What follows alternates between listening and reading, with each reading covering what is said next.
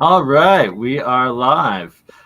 We have Mark Sokol of Falcon Space and Esoteric Gold, Michael, a fellow alchemist, with us tonight.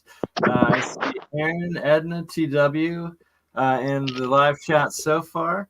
I'm just setting up here a demonstration on anodizing and oxidizing aluminum for Mark here. So as I get this set up in the Burton Ernie screen, Mark and Mike, do you want to tell a little bit about yourselves and what you got going on? Maybe I'll start because this was actually something I requested of Bernie.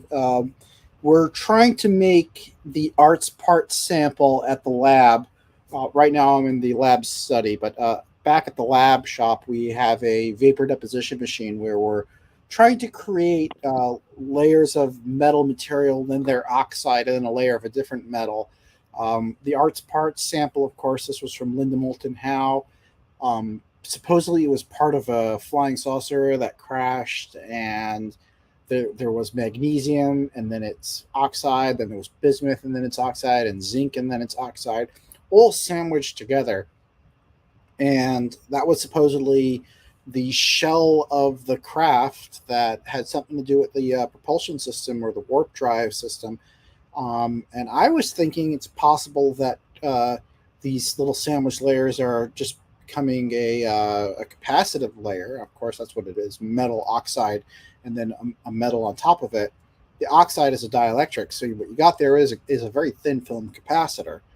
Um, that may be overcoming the thin film issue that we have with EPR, electron paramagnetic resonance, where the microwave energy can only penetrate skin depth of a very thin layer.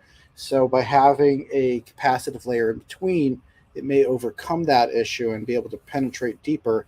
Of course, EPR, electron paramagnetic resonance, um, it its purpose is to orient the subatomic particles in the core of the atom. So we call that dynamic nuclear orientation, which should make the craft weightless along the spin and axes of the spin once it's perfectly oriented. Issues we've been having are creating these oxide layers, tried the heat or the hot. Perfect. That's perfect, Bernie. That's exactly what we want to look for. So we tried the hot oxygen method, and it's too unpredictable. It's burning up the samples, and then the oxide layers are just shooting right through it. Just the whole thing becomes oxide if you actually get to that point, or it just melts.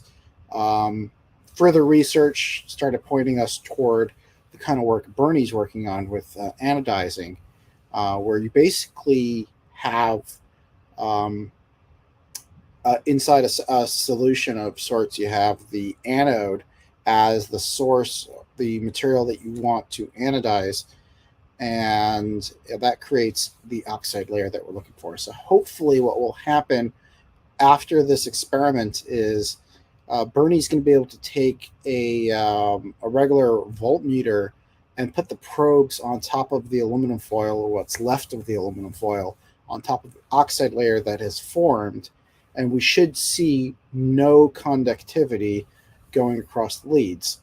And if he's able to accomplish that, then we're going to have to replicate this at the lab and in some sort of controlled environment so we can build these oxide layers using a similar system. So that's what's going on here today. And I'm going to give the floor to Mr. Esoteric Gold.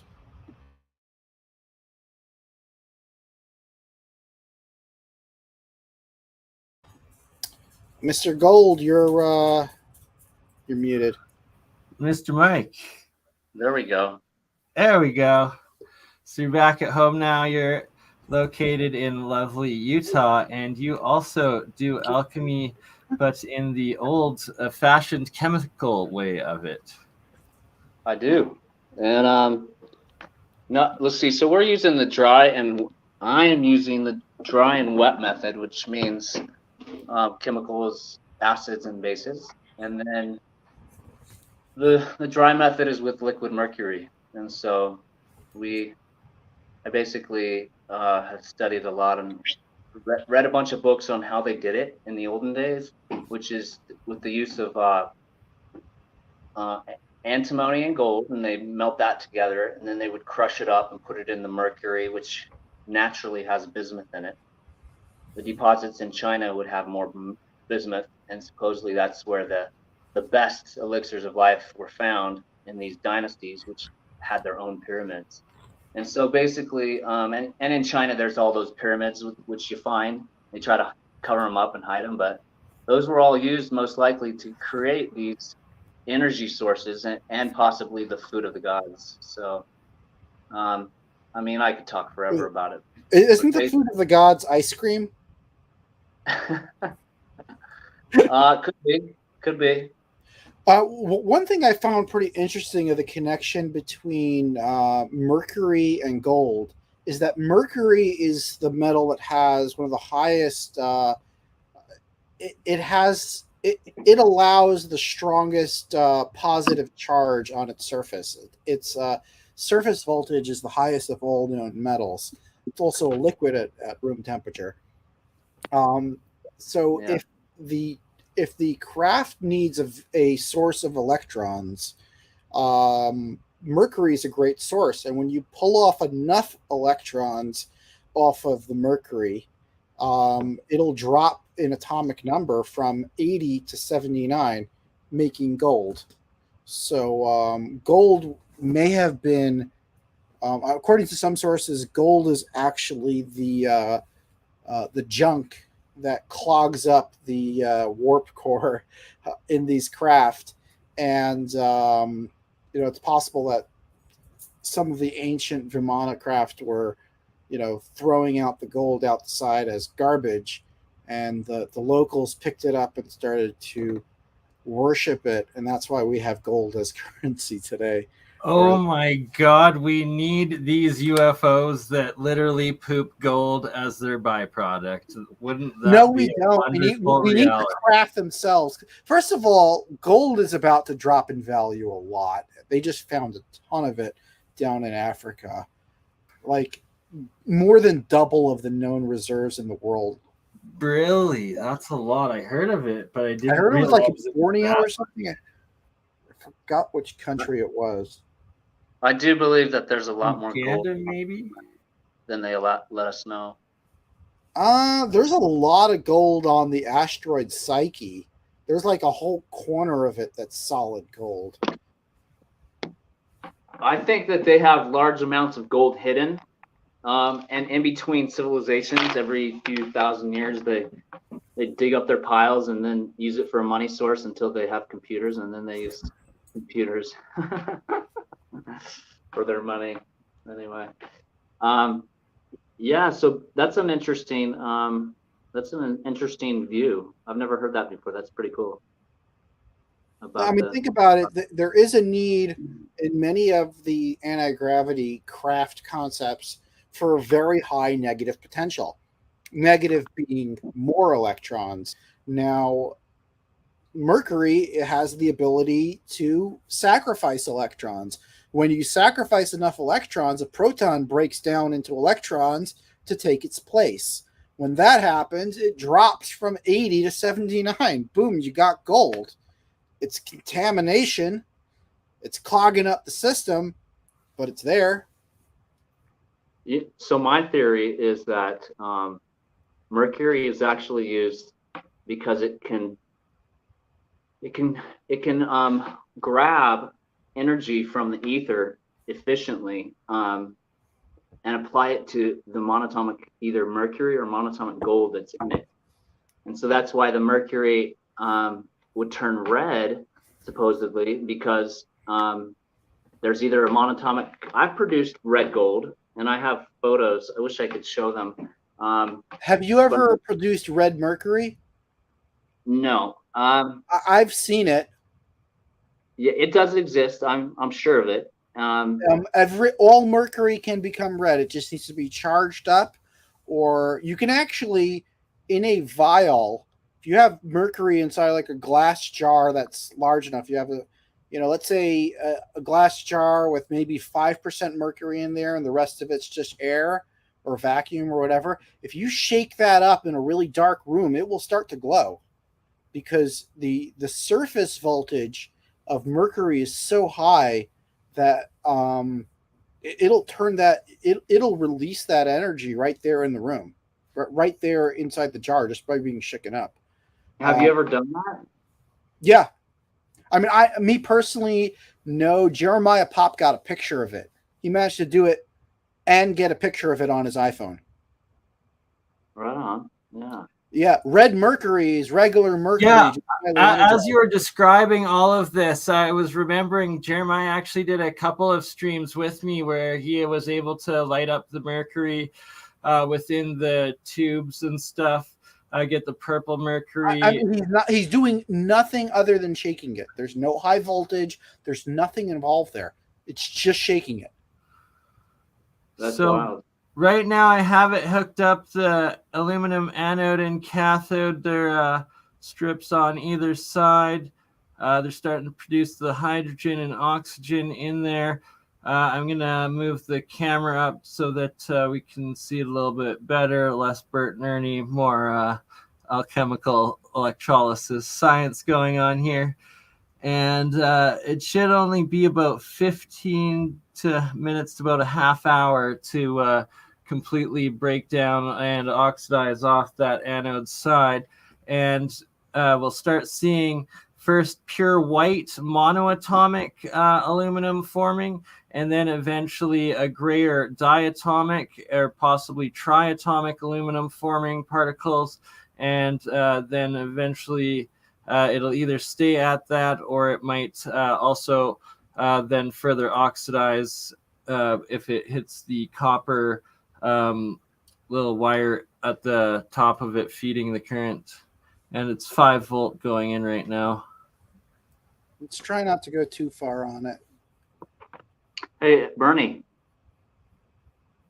I have a question for you. Yes, sir. Are you using distilled water or are you using just tap water? This today was just tap water and regular table iodized salt. I do usually, like when I started doing these experiments, I was using pure distilled water, pure sea salt and stuff like that, non-iodized. And I noticed just where I am locally, the spring-fed tap, then treated tap water we use, it doesn't have a difference, but it might, depending where you are, depending on the quality of your water, you might have to get distilled. And right now you can start to see the pure white snowflakes, the monoatomic plasma state aluminum forming within the middle here, that ormus, the gas atom nano solid state, as Keshi calls it, or these monoatomic plasma state elements. And this is then what starts to particulate. And I'm going to take the camera up now and show the anode side that the aluminum is breaking off of and the anodization of it. The reason why I ask is because I think it's important that you use distilled water so you don't get your experiments dirtied with minerals that are naturally in the water. So, but I'm sure it'll work. Just it might work a little better. Yeah, exactly, 100%. For like, so if like when I eventually start doing paper stuff like that, it'll be completely controlled circumstances that I'll be using it. And like when Mark, if decides to reproduce this in the lab, he will of course be using the controlled substances, pure elements, distilled water. Everything that I use is distilled, so gotta use distilled for my processes. Purity is so important. Ooh, I see some action happening there. Look, Mommy, it's bubbles.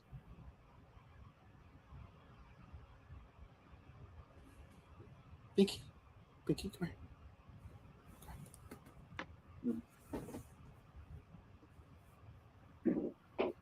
Pinky's afraid of your experiment. Pinky, come on.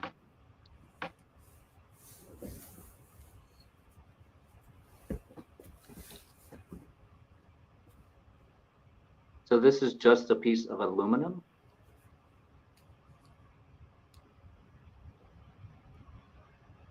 Don't forget Bert and Ernie. That is so screwed up. Exactly, yes. And this is both pure aluminum cathode, pure aluminum anode. And it actually kind of helps for Bert and Ernie for the focusing of it. And so you can see that on the left side, that is the cathode side producing this huge amount of hydrogen coming off of it.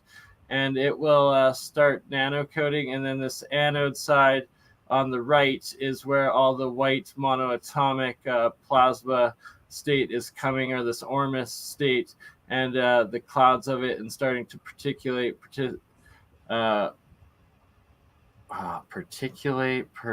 whatever particle down into the bottom there that you're starting to see accumulate at the bottom.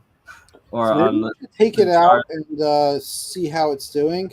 Yeah, 100%. We can take a look at the anode right now. Hey, Bernie. Yes, sir. Is there a way I can share my screen? Or maybe if I do this on my laptop?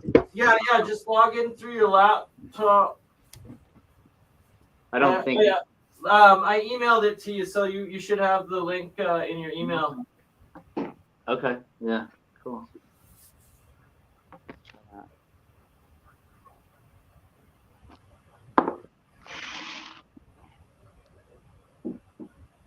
Yeah, I'd say I'm going to leave it for another 5 minutes or so before I disturb it and take it out, Mark, just to let the different EZ layers, like the exclusion zone within the electrolysis process, start forming.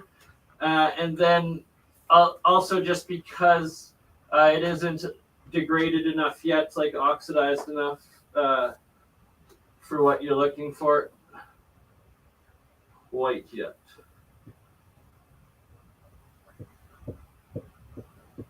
What email did you use? Esoteric Gold, the Esoteric Gold one. Okay. I'm seeing like streamers coming off of it. I want you to do an experiment with heavy water, like a mini experiment. That would be cool. Who knows what will happen, man? Oh yeah, and I'm sure, like, I've got videos of some states that are definitely heavy water that I've created in the past. Yeah, you can buy it. You know, you can buy it for like $100. You could buy enough heavy water to do some cool experiments. I need to start using some higher res capture cameras on this too, as the couple times that I did in the past, I observed really fast moving anomaly bubbles of off the anode side that when they pierced the liquid into the air, into the gas, they shot up. They didn't disperse, but it actually recorded them moving faster than like the human eye could see, but just in a more condensed bubble form than it was just going up extremely fast. And it happened a lot on the silver, off of the silver anode reactions. Interesting. And it's weird. Every time I've tried to share this video on StreamYard, it like just seizes up and it looks like trash and you can't see anything that I'm talking about. It's ridiculous. It was on my original YouTube.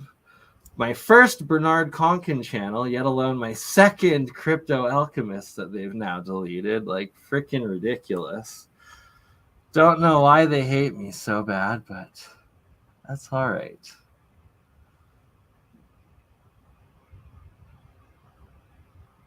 All right, well. Did you want to give us a little walk around in your lab, Mike, while we wait here? My lab's outside and everything's closed up. Fair enough. It's night and stuff now there, so yeah. I got you. In the next few days, I'm So I have a few different experiments with mercury, and one thing I found out just recently was that my mercury and my antimony has combined. Usually, according to Robert E. Cox, he said that it would form something. Antimony would not go into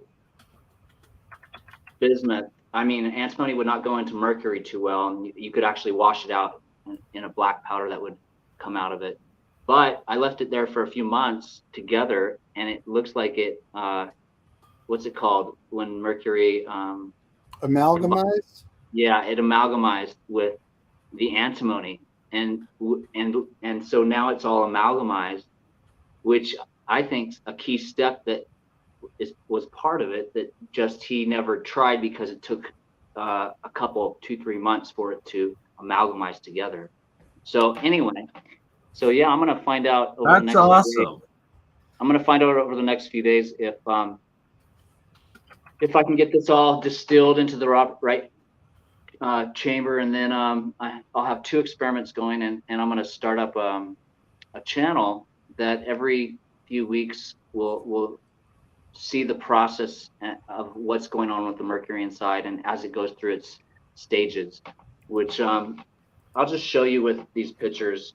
The green garden stage, which is just mercury and bismuth, and then I made monoatomic gold. It was probably a form of diatomic gold, but it was the natural form that David Hudson says is in nature, which is a dark forest green, and I've made several different types of gold, monatomic gold, diatomic gold, different colors. Guaranteed, I know that they were the gold.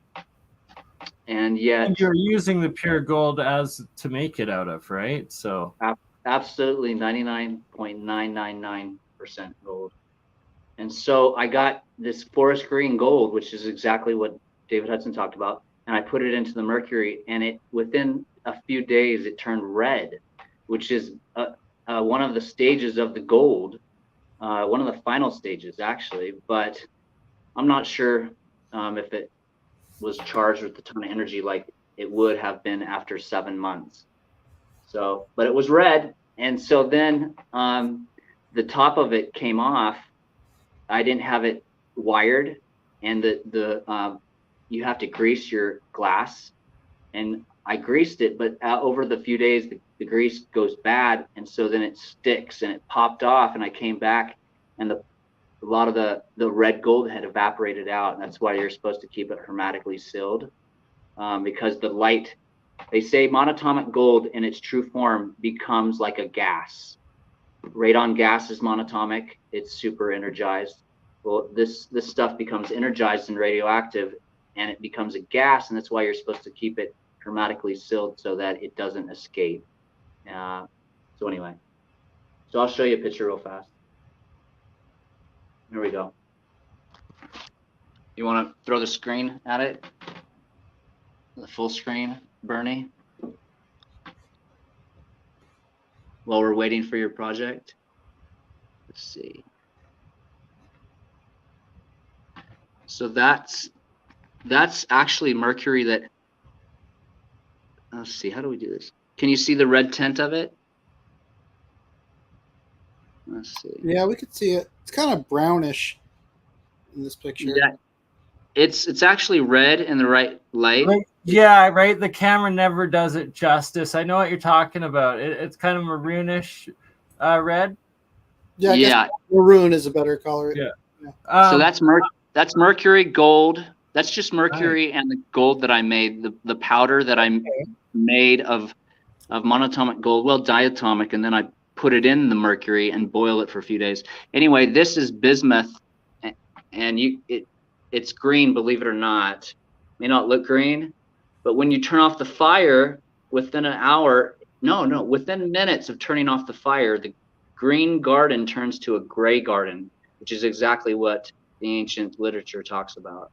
So just wanted to show you that these are steps that are in the ancient literature. And so here's how it turned gray after you turn off the heat. which is a no-no in alchemy. It's hard to, anyway. So it turned gray. Anyway. Cool. Oh, here's the red gold. You see the red around the rim?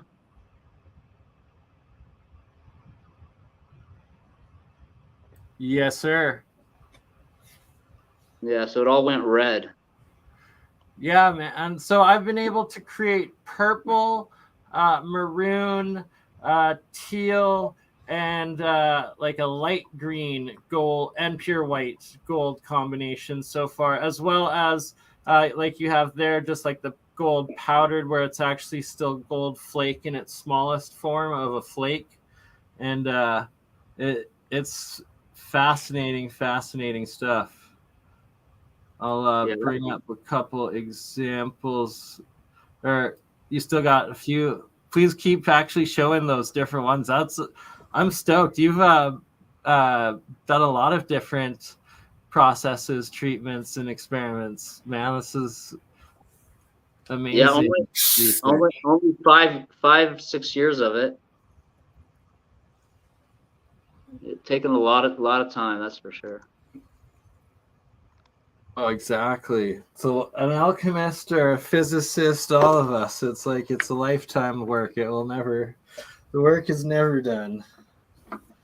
So then when you take the gold back out of the water solution, it sometimes turns into a gold foil. Yeah, I've had that several times too, and it's like that right there is a nano sheet of gold. So that's probably superconductive gold flake. Like that, because it's a single layer of this pure foil gold that crystal form that happens out of the water each time. I love it. It's crazy. It's actually as thick as a light foil. It's actually pretty thick. Because I had like almost 10 grams of gold in there. Nice. No, maybe like, not cheap. 5. Like we're the only fools taking this freaking bars of gold and silver, just melting it away into freaking nothing, right? Like, yay. Yeah, I know. At least we're using the real stuff. Anyway, cool. Exactly. Yeah, I have more pictures, but they're dispersed. Oh, anyway.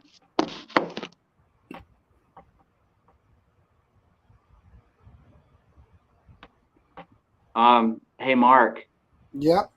On the gold nano, let's see, the radioactive gold. Yeah, so you should, if you ever get a chance, take an hour and read David Hudson's patent. And it's I still need to do that. Fuck. Can you post the link again for us? And can you also post the title of that book for us, Mark? Here is the book. Yeah, there's the book. Yeah, just because David Hudson's patent is very interesting, and it really gives you an idea of how serious how much research and time and money went into figuring these monatomic, orbitally rearranged monatomic elements out. They put a lot of work into it. Absolutely, and it's essential research, right? Like, I'll bring up a couple here to demonstrate as well quickly. So when reading this patent of David Hudson's recently, it talked about what type of rock they find these monatomic elements in, which is Orm exists in unpure forms in zodiac plagioclase and calcitic plagioclase ores. Anyway, yeah. So anyway, and yet, Falspar also has a lot of monatomic elements in them. So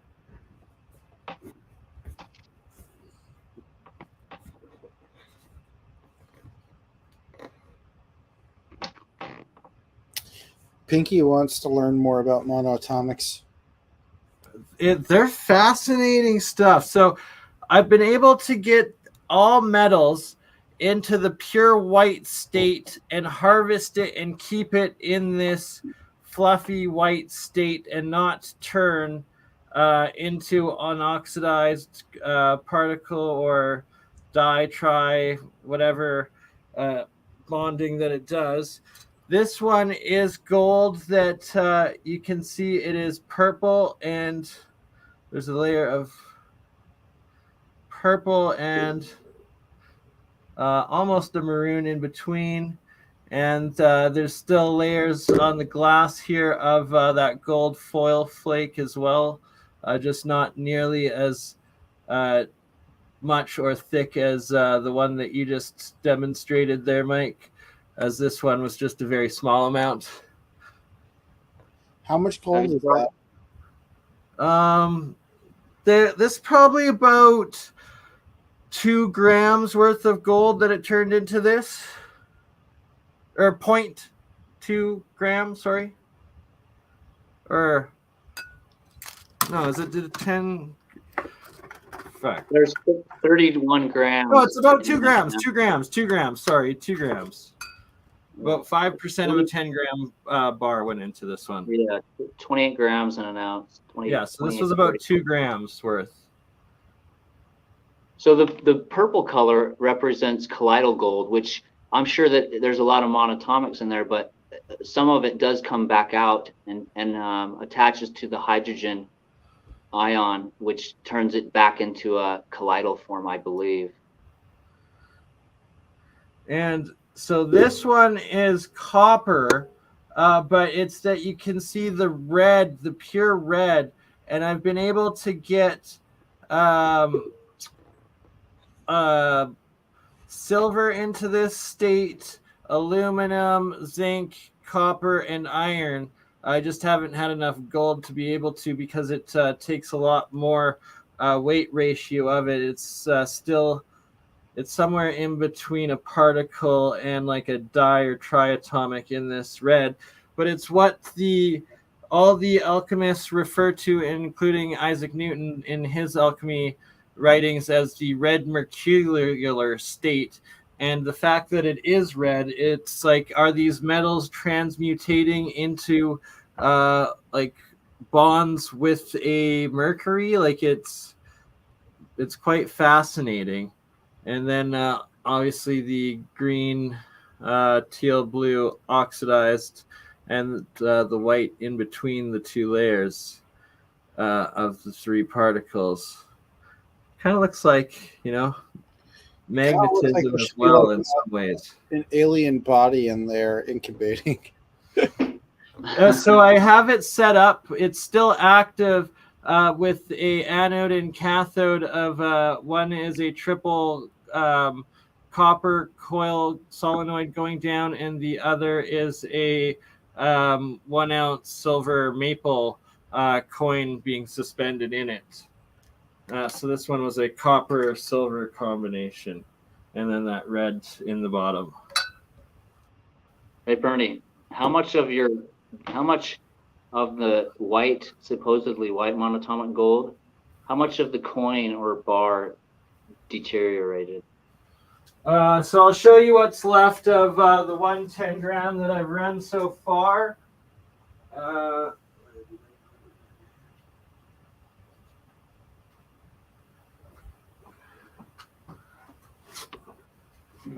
So like, oops, wrong one. This is a 10 gram bar, right?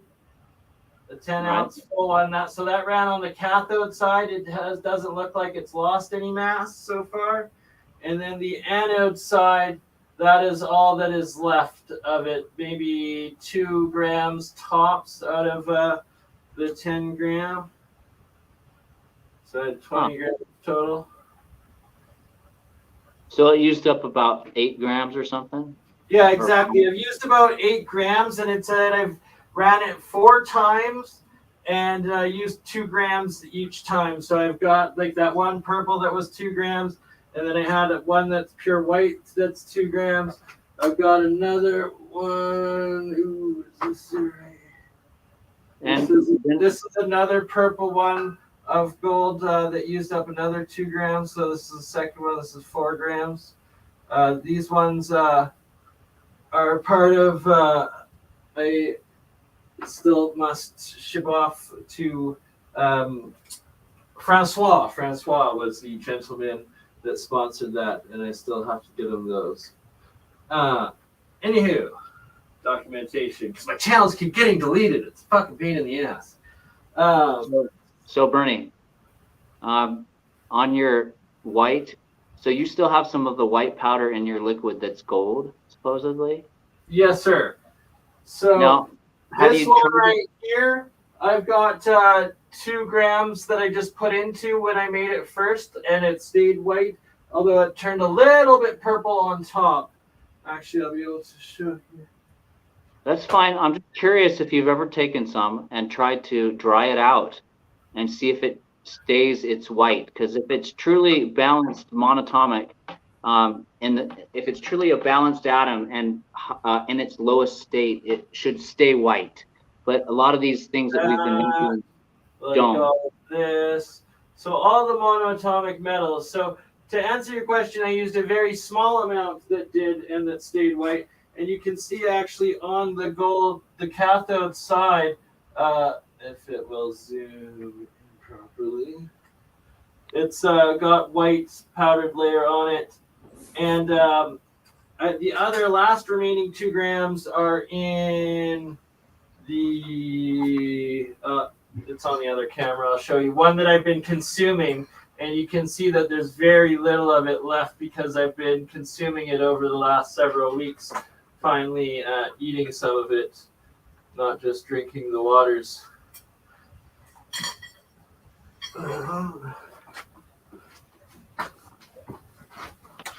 So yeah, this one right here. So this one I have rinsed, and it's pure fresh water that I top off, and usually was just drinking the top half of this colloidal water each day for the last about 5 years.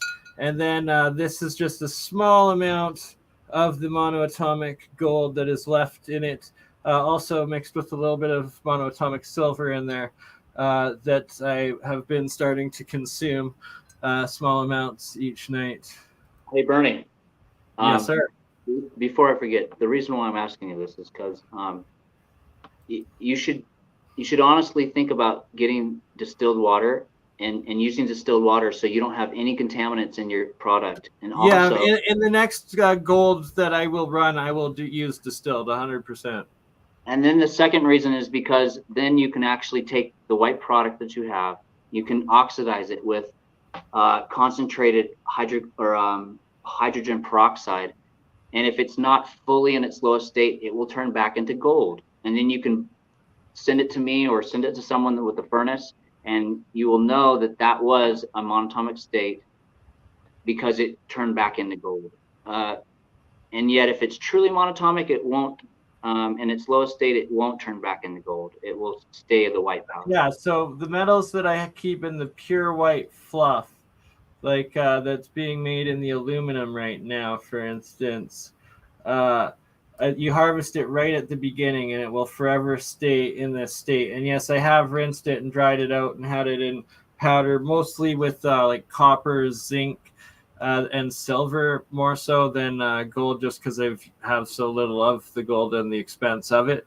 But it stays the same in everything, or all the metals that I've used so far in it, including iron and aluminum here in the beginning. I'm going to check on this experiment here, see why it's where the anode side is at, and if it's finally starting to oxidize off as we have been hoping, and how it should have, or usually does. Sometime, yeah. Hey, Bernie, I don't recommend you drinking any of the aluminum. God, no. Nobody drink any of this stuff. You will easily kill yourself and die, give yourself heavy metal poisonings in an instance. That's why I've had this warning disclaimer running at the bottom the entire time. You can see none of this is health advice. Do not try these experiments at home. Like consult your local physicians and labs. And it is very, very dangerous stuff, especially.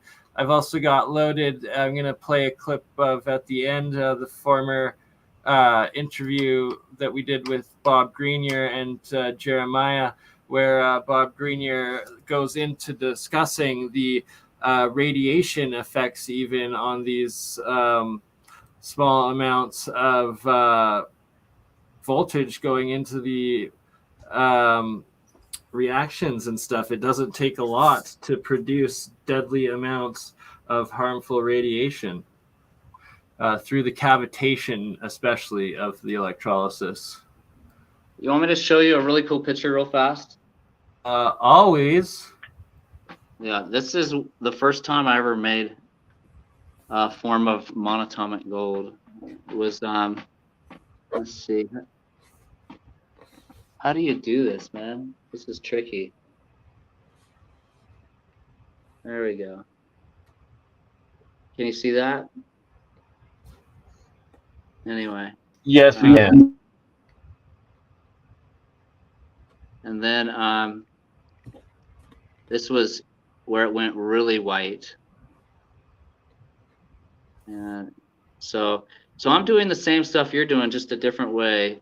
And who knows in what ways they're different and in what ways they're the same, unless we have ways of analyzing. And this is what happens after a few hours. It sort of condenses. And anyway.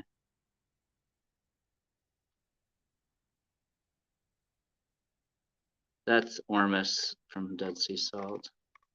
Anyway. Yeah. So anyway, you've seen plenty.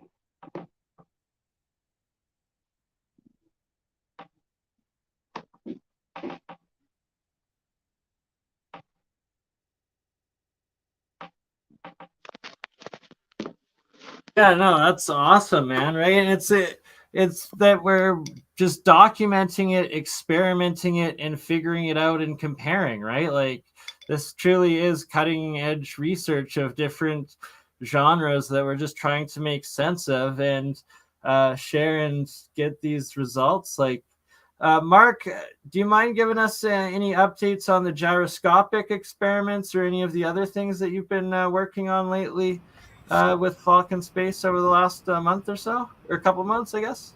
Well, the gyroscopes,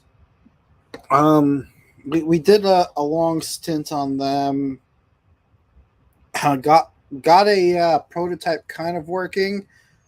It's pretty scary to run it. It has so much kinetic energy and produces so little linear motion that it's pretty scary to be around. Like it can easily break apart and just go flying and collateral damage everywhere. Hey, yeah, it makes a ton of noise. It's pretty cool. I mean, it's a pretty cool, machine when it's up and running. Mark, have you ever seen any photos of the guy's engine that supposedly ran off of air? There was a car design that was supposed to run off of pressurized air. No, it was. I saw this thing on the. Are you talking Stanley Myers HHOs, or are you talking like the Indian Japanese models of like pressurized air or hydrogen running? I wrote it down. He didn't actually give the guy's name. It was a video on YouTube where it was like I think a 15, and it was like a minute video, a short clip. And he said that he went to this conference, this small conference, and this guy had this motor that ran off of air. And it was just like a really fancy electrical motor that was encapsulated in argon gas, and maybe it was helium, but in a inert gas. And I know that when you have electricity flowing in an inert environment, for example, a vacuum tube, that's inert environment, and we know that gave more energy than it took to run it. So it was capturing energy. No, was that not true? No. Okay, so basically, my hypothesis is that running these engines in inert environment is going to allow electricity to flow more naturally to capture it out of the ether. And so I'm just wondering if we have any experiments that we can run in any of these, like these, what's it called, a motor that creates electricity in an engine. What's that called? Anyway, if you were to run alternator, right? if you were to run an alternator in like an argon or helium environment, what would that do? You know, because that's what it looked like. It showed pictures of, he had a small version and a bigger version, and they showed 3 pictures. And I remember seeing them, and they had all these tubes for air, and it just looked like a really fancy, perfectly round. So it's the sphere idea shape was always involved. Round and air pressure powered engines are nothing new. They're not much different from steam engines. You could either run them as a piston system or as a turbine, but you need air pressure, and to pressurize the air is where the energy is stored. So they didn't talk about it much, but all I know is they said that this was an advanced engineered. He had to engineer it with a couple guys, and it was an advanced motor engine that produced like 2,000 horsepower, or so it was a very powerful engine, and it took very little gas or very little energy. Anyway, so he gave his lecture, and the guy talked to him about it, and then the next day he wasn't there, and his website, which he had checked out the night before, was gone. So the website was taken off, and he was gone, and he was supposed to be there at the lecture. So I'm going to get more information on it, but I was just curious if you guys had heard about that. It was pretty interesting. So. Yeah, it sounds like the kind of stuff that they show off at Tesla Tech in Albuquerque, New Mexico. Water-powered cars and all that kind of stuff. And yeah, I don't buy into most of that shit because I usually find that the energy calculations are off, and especially a lot with the AC motors where they're showing you, hey, look, there's 100 watts going in and 150 watts going out. Yeah, if you're dealing with AC currents, you're able to fool the meters by changing the waveform to anything other than sine. And if it's not a sine wave, then Ohm's law doesn't apply, because it starts to become a much trickier calculation, which the watt meters are not designed to work with those non-sine waves, which is why they read the wrong measurement.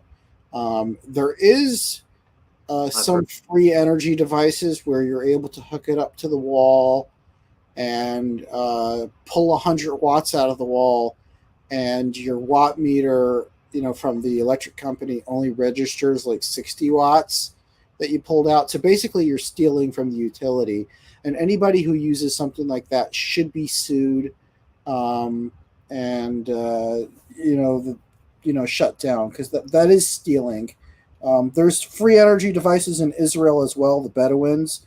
They go up to the electrical poles and they attach wires at night. That's another form of free energy. But if you want true free energy, solar, wind, and geothermal, hydro, those are all free energy. With the real, the holy grail of what we really want is a thermoelectric device, something that can convert Brownian motion, aka heat, directly into electricity. And if absolutely. We could crack that, we'd be turning on an air conditioner in the summer. You're bang on with that, Mark. Bang on with that. And there's actually some, I think, Air Force videos from around the 50s either up or down a decade, and it was like in cooperation with Bell Labs, and they were showing it. It had, I think, it evolved from Walter Russell's original work with the plasma tubes, the like fluorescent tube things, and then like turning it into a three-phase antenna array, like converter, whatever the fuck, to pull the energy out of the radiant heat and into usable electricity. And it's like the most fascinating video I've ever seen. There's a 2-diode system where they have diodes that have high enough, they run at a high enough frequency to actually catch Brownian motion. The amount of energy that they've been able to extract is very minimal. There's the Manellis device that runs using magnons, rotating magnetic fields, that's able to help convert Brownian motion into electricity, heat directly into electricity. There's apparently the Searle effect generator did that as well. It would cool off the room and produce electricity. But if anyone can figure out a way to make a practical thermoelectric device, with that you turn it on and it cools off your room and produces electricity, that will be a game changer for the world in general. Because I mean, if we could get rid of air conditioners and refrigerators and all this stuff that are consuming all this electricity, and with global warming, everything's getting hotter. We could just convert all that extra heat into electricity to power our homes. Well, that would be a real game changer. I mean, you could cool off the oceans in order to heat your house. Like, how cool is that? That would be way cool. So David Hudson's patent talks about energy capture. And just really, that's something more I got to get into with that. And sorry, before you get into that, Mike, you're 100% right with that, Mark. Like, that's really what we should be focusing on as like for the green movement and whatnot. It's just ridiculous. I mean, how they try to tackle it. Working on with Aiden when he was down here. He is one of the foremost researchers on the Manellis device, and I actually helped him out for a couple of days with his system. Helped design a scalar magnetic field generator that we built, and that was a lot of fun. I was still working on the project. He could really use some help with wiring it up. Nice. So keep going, guys. Maybe Mike, if you want to talk a little bit more of some of, or if you've got any other pictures to show, or just like your next planned experiments with gold and mercury, because I just was able we're live on both my Facebook, Twitter, and YouTube, and I've started sharing it. We're now live in the Ormus research group, and I'm going to share it into actually, I was thinking the Searle group and several others right now, and get some more involvement in it. And it's absolutely great topics that we're bringing up. It's only 1:05 a.m., but we're live. Yeah, sorry, Mark. It's like I keep checking on it, and I might have to leave it running overnight, or like if you have to go to bed, I might have to keep it going for a couple more hours, sort of thing, before it degrades that much. Usually, it's like I was thinking it would be a lot less because of the foil, but I guess it doesn't matter. It's like it'll be 12 to 24 hours for it to get into the oxidized state, and then it takes usually another 24 hours to 48 for it to completely dissolve and break down altogether. I don't want it to break down and dissolve. Exactly. No, I know you don't want that. I'm saying it'll probably be now. I was thinking it'd be in like the 1 to 2 hour stage that you'd want it, but it's probably going to be around the 3 to 6, maybe 12 that I'm going to have to run it for to get to this oxidized level that you're Can't asking you just for. ramp up the voltage a bit, speed it up? I don't. I only have it hooked up right now, strictly just to like a micro USB 5-volt plug-in. I don't have a Variac yet. That's one of the next things I have to get used and going to be Wouldn't set up you in my want outside. a DC power supply? Sorry? Wouldn't you want a DC power supply? Yeah, DC is much better. I have used like 3.5 volts or like a couple together up to like 9 volt of AAA and AA battery conjunctions as well as C batteries before. And they also, for some reason, it's a 72-hour process that battery will last before it drains if you use a new battery each time. It's kind of weird. Or if it's a rechargeable battery, it will actually drain it instantaneously and the battery will not work anymore and it kills it. It's kind of strange that way. Hey, so you need to read the David Hudson patent. The reason why is because. Can you read some of it off? And where do we get it? It's on Rex Research, or which one do you use regularly? There's several different places you can get it, but it's just. Do you mind pulling it up and reading it a little bit, Mike? Just while I share this to a couple more groups here. Yeah. So basically, it talks about, for example, G-orms require a more negative potential than minus 2.45 volts to be reduced, a potential that cannot be achieved with ordinary known aqueous chemistry.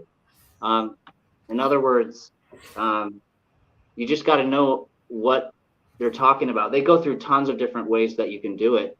So you got to know the voltage that you're using on your devices, Bernie. And when you go through this, you'll realize that they're taking monatomic elements out of ore that you find in Earth. And otherwise they're doing it, so they're taking it out of the ground, ores that they find it on Earth. So anyway, you got to have a specific amount of voltage and you got to know what to use, and it tells you everything. It's just very complicated, a lot of information there. So and you would think Bernie would want to learn this stuff. Good stuff, man.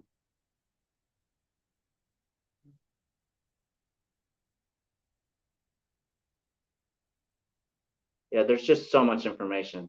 It's like, where do I start? Where do I stop? But Mark, it does talk about how these monatomic elements have been found to capture energy out of the ether.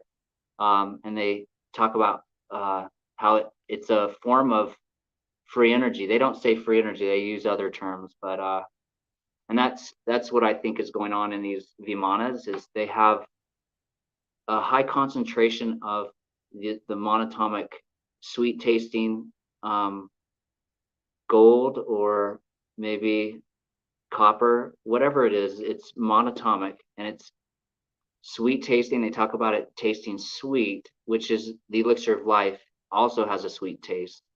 The food of the gods has a sweet taste. So I think it's just monatomic elements that are charged with energy that end up tasting sweet when they're charged with energy. And yet they capture more energy out of the ether. So if they put them in mercury and spin them, they're literally capturing a ton of energy. And that's how they, and it's neutral energy. Remember, monatomic elements are not positive or negative. They're neutral. They're completely at their lowest state in the perfect state. And I think that's why it sheds the Earth's gravity, because they're neutral. And so I think it's important stuff that you're going to find over the next few years, that the breakthroughs are going to occur when you use monatomic elements, inert environments, and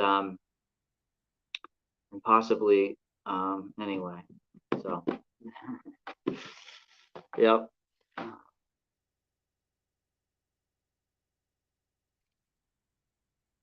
It took me about an hour and a half to read this. It has so much information in it. It's just scope of invention, man. It just Mike, do you think you could get some monoatomic samples for the EPR machine? We could try with Alzapon. Yeah, no, I already did that. I gave some to Mark, but I have more samples that I'm producing. So Yeah. Which machine are you talking about? Which Mark are you talking about that you gave some to? I mean, Jeremiah. So Why? I gave some samples to Jeremiah, and yet I also have some more that I could give you for sure. I'd love to. But What did he do what with machine? What machine are you talking about? the dynamic nuclear orientation, the Alzaphan experiment?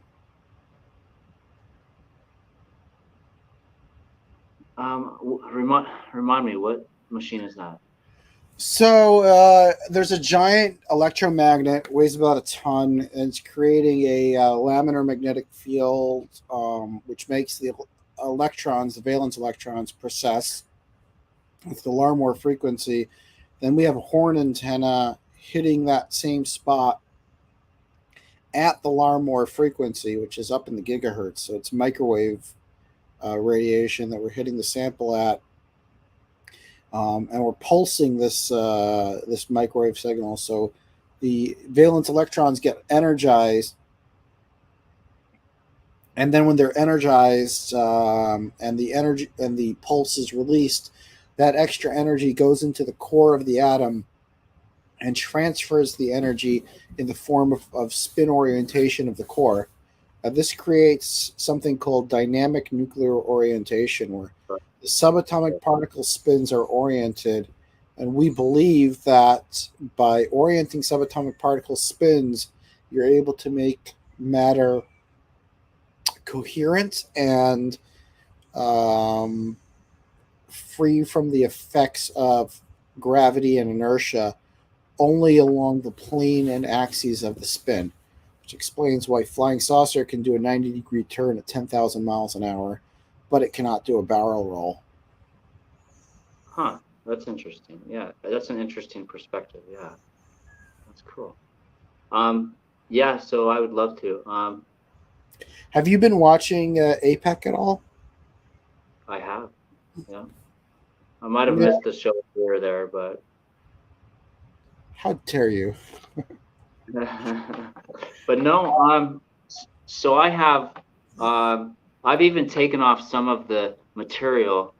For example, the Green Garden, which is most likely just bismuth oxide, but still, it's something that would be interesting to use. If there's any monatomics in there, then who knows what form they're in.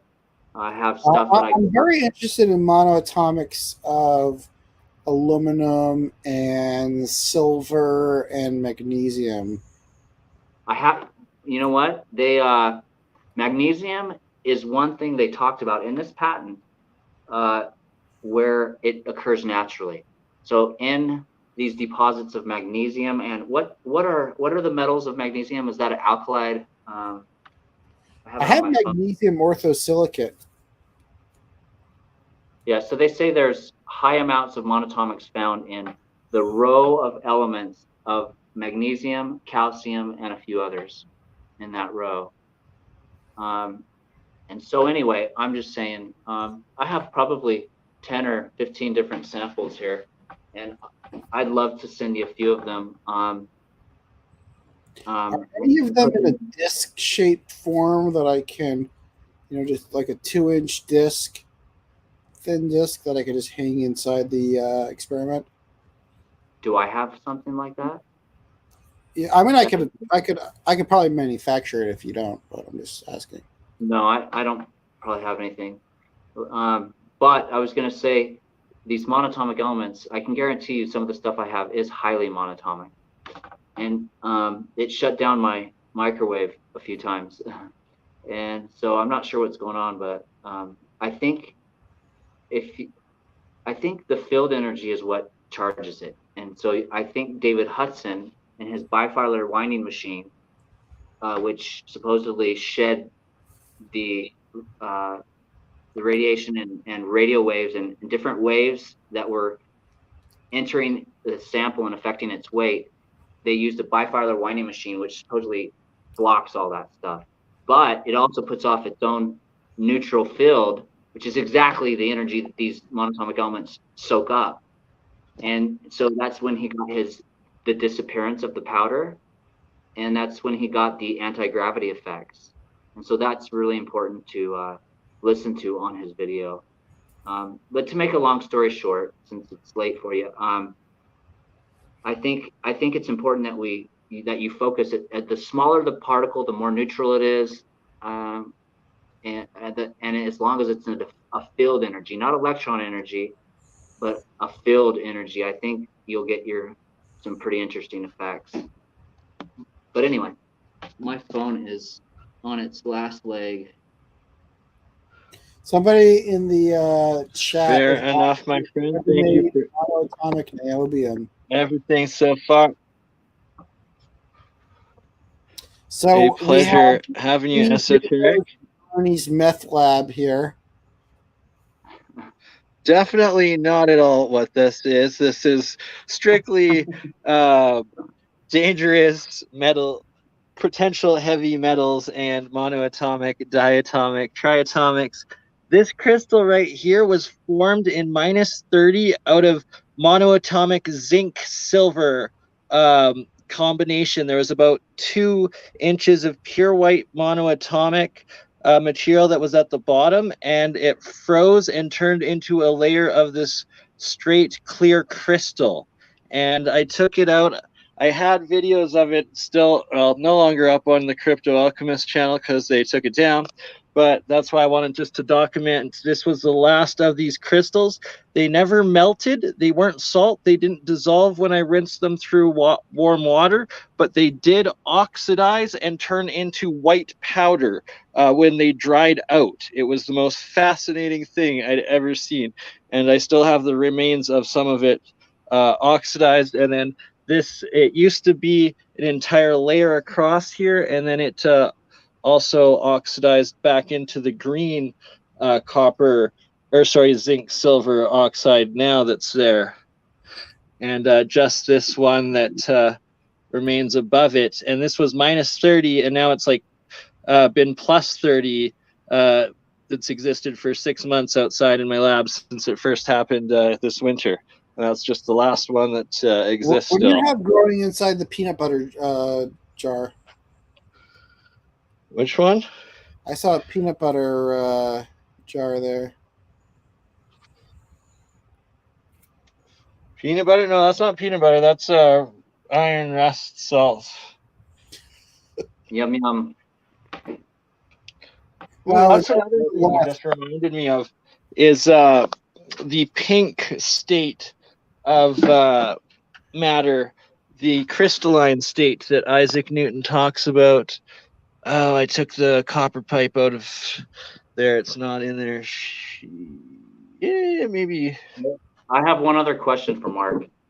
Hey, Have you heard of the Meissner field? The Meissner effect? Well, so there's so much information in this patent that is just mind-blowing. For example, it talks about the S-orm does not possess crystalline structure, but an individual orm will, over time, space themselves as uniformly as possible. Okay, so the application So the application of a minimum external magnetic field will cause the S-orm system to respond by creating a protective external field, a Meissner field, that will encompass all those S-orms within a 20A limit. So it talks about different voltages that you use, and once the externally applied field exceeds the level which overcomes the protective Meissner field, the S-orm system, HC2, then any electrons moving between individual orms atoms will demonstrate an AC Josephson junction type of response. You know what Josephson junction type is? Yeah, Josephson junctions are the way electrons pair together in Bose-Einstein condensates. Okay. So I'm just giving you a sample of the fact is that, it might take you an hour to read this, but it has some really interesting stuff in it. And I mean, if you haven't read it yet, you need to read it. It's really cool. I mean, some of the I stuff have a is lot of books here that I need to read. I mean, that's why I made this study. Here, check this out. There's my bookshelf full of books that I need to read. Yeah. Well, this is just a paper, so it'll take you only an hour, and I think you'll get some good stuff out of it. There's a, you know, those little every hour time, things, they're hard to come by. say that again. The hours, they're hard to come by. I know they are. I know. But anyway, this is good stuff. It's basically the first. You don't need to read the whole thing because the whole thing will take you a few hours to read. It's just the beginning scope of the invention. It just talks about, yeah, just look at it at least. You'll see. Just look at the patent and go through a little bit of it. You'll sort of just get a gist of it. Anyway, who knows? It could be the key factor that makes the break in your equation. I don't have so many equations. It's mostly just engineering. Yeah, no, I know you got a lot of stuff on your plate, so it's all good. Yeah, Pinky likes the monoatomics though. Have Pinky look over this. It's the David Hudson Australian patent. Nikola Tesla 3. We'll probably eat it for shit on it. Anyway. Hey, Bernie, it was fun. You still there, buddy? Doing momentum. Cool. Well, my phone's got 3% left. So anyway. Awesome. Thank you for being with us, Mike. Esoteric Gold. Check him out on YouTube, Esoteric Gold. Mark Sokol is Falcon Space. Both amazing, amazing researchers and scientists. I guess, Mark, if you still want to keep it going here a little bit till we get to that stage, or if you got to go to bed, I understand it's late there. I'm already in bed. I'm in the space room over here, and I got the space right. You keep going till you fall asleep. Mike, do you got any closing words for us there, brother? No. I'm gonna go count sheep. All right, brother. You count those sheep, get your rest. We'll catch you on the next one, and thank you for all that you do, my friend. All right, it was fun. See you guys. Good night. Later, brother. Peace out.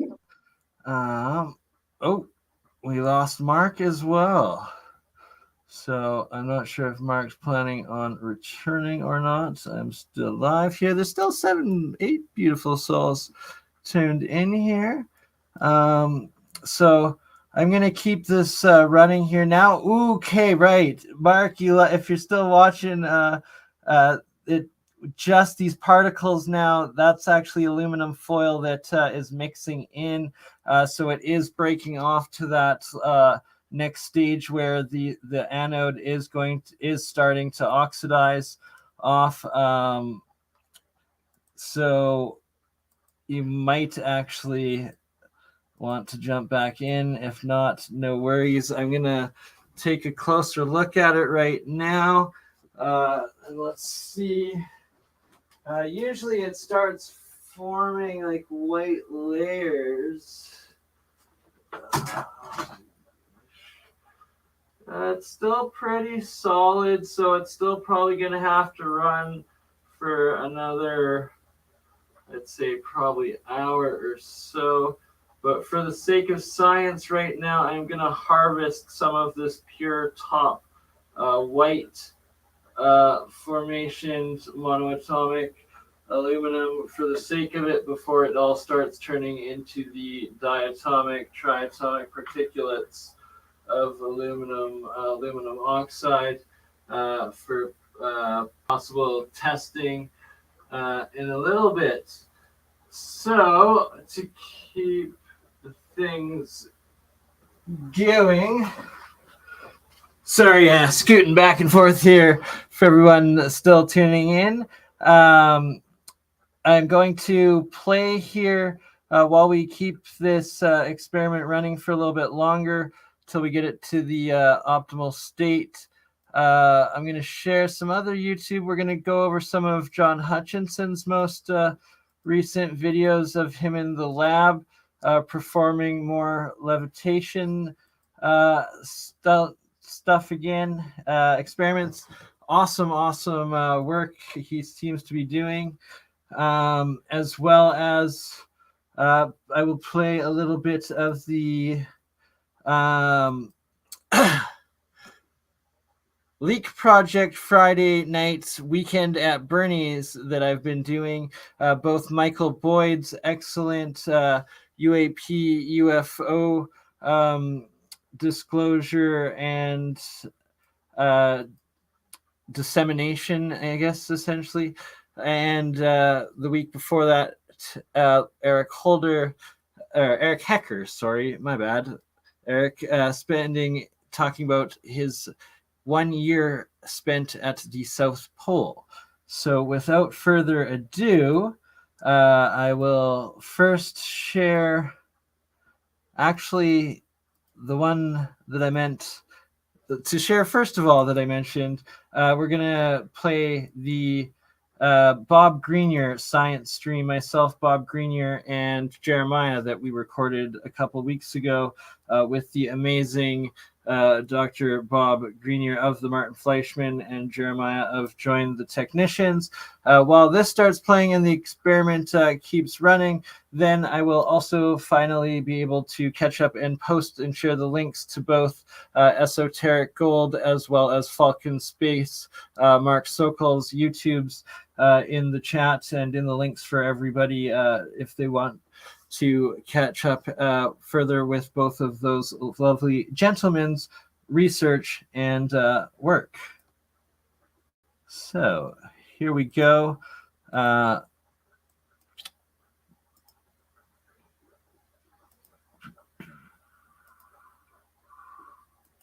Is it working?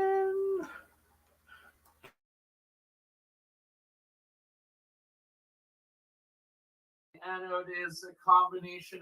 I've got a sheet of aluminum, a sheet of zinc, as well as pure copper solenoid wrap around it, and then an iron ferrite giant nail center core of it.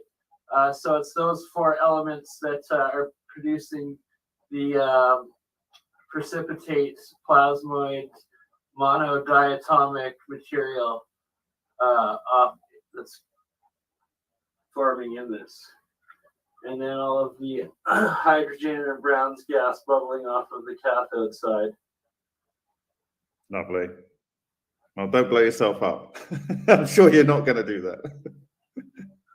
Exactly. I usually only do it on the outside, just have it running briefly for the stream inside with well-ventilated giant windows. Right. Good. Yeah, so there's the video you just showed of Henk Uren there. I haven't said this publicly, but I'll say it now. The implication is that the metal sheet above there, because he did a test by moving that coil to another location where there wasn't a metal roof above, and the field became spherical. Obviously, metal sheets in sort of Swiss roll type fashion were orgone accumulators, and of course, the orgone is almost certainly relic neutrino flux, in my view. And so it could be that what you're seeing is exotic vacuum objects or things that are related to that feed off electrons. And obviously, they have this relationship with the relic neutrino flux. We already know from the work of Alexander Parkhomov, these things can be partially reflected by metal. And so there's definitely an interaction there. What we're seeing with that field shape bending, it implies to me that just like you can focus relic neutrino flux, then you could probably focus the fields from these coils. And if it does have a disruptive field, that becomes really rather scary, actually. So I think anyone listening here, you need to be very, very careful with these things.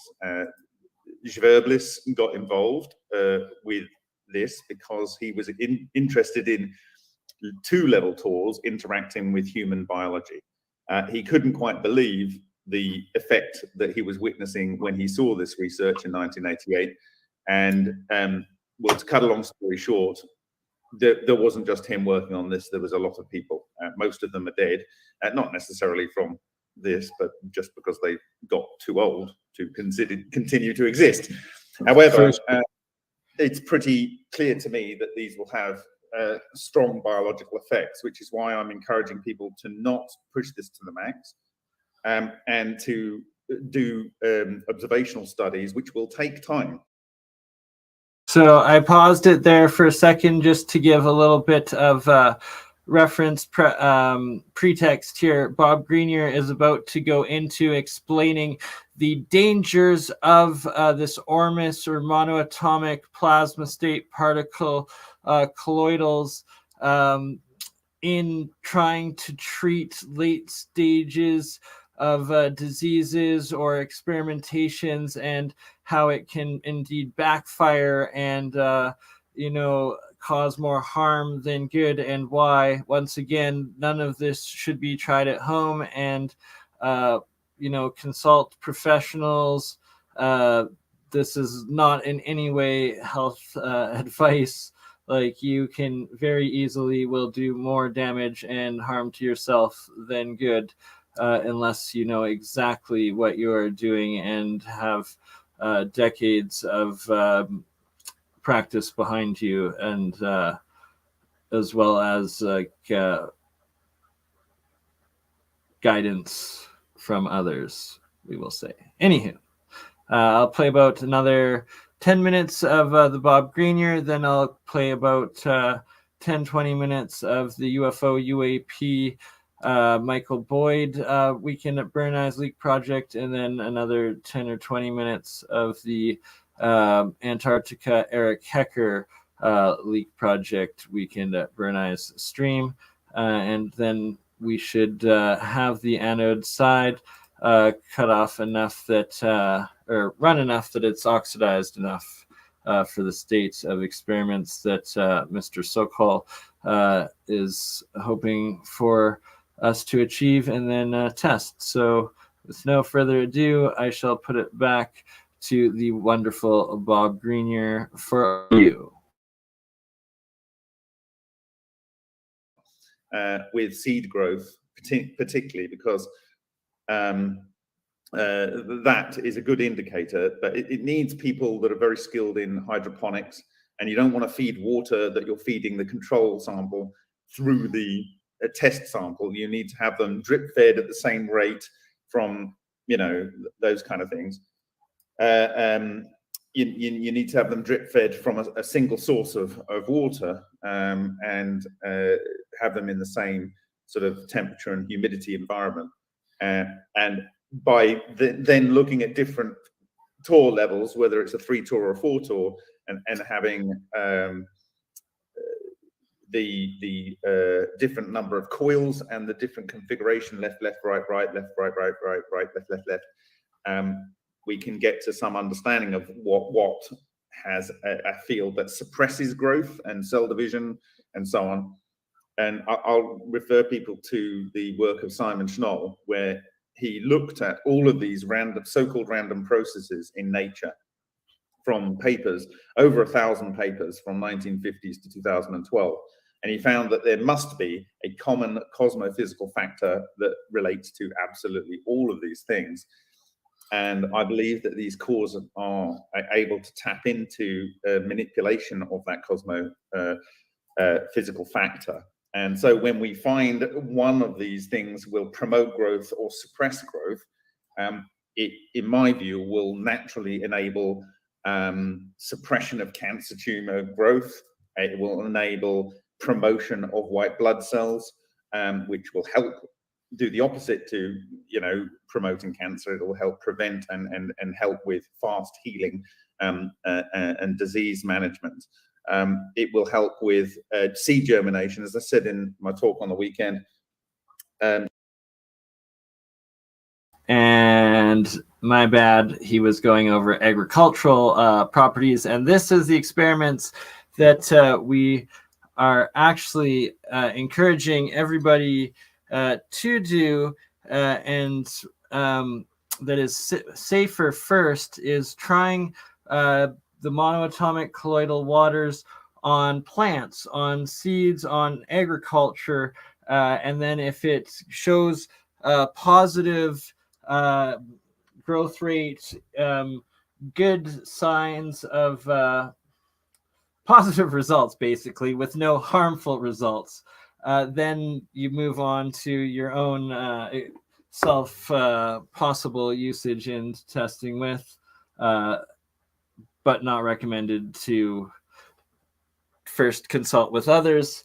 Anywho, what I'm going to do before the end of the stream is go put some more of this colloidal gold silver water out on a portion of the garden to continue the experiment that we are about to, Bob is currently describing, and it will go further into, and you will see me doing the first time running this control and this ongoing experiment. Do I talk to the water? Sometimes. Depends. Although I've been getting lots of sleep lately, so I haven't been up for several days talking to myself and everything else as used to before. Anywho, man, I really wish YouTube would give me back my other channels and videos and all the science, but we shall let this science continue.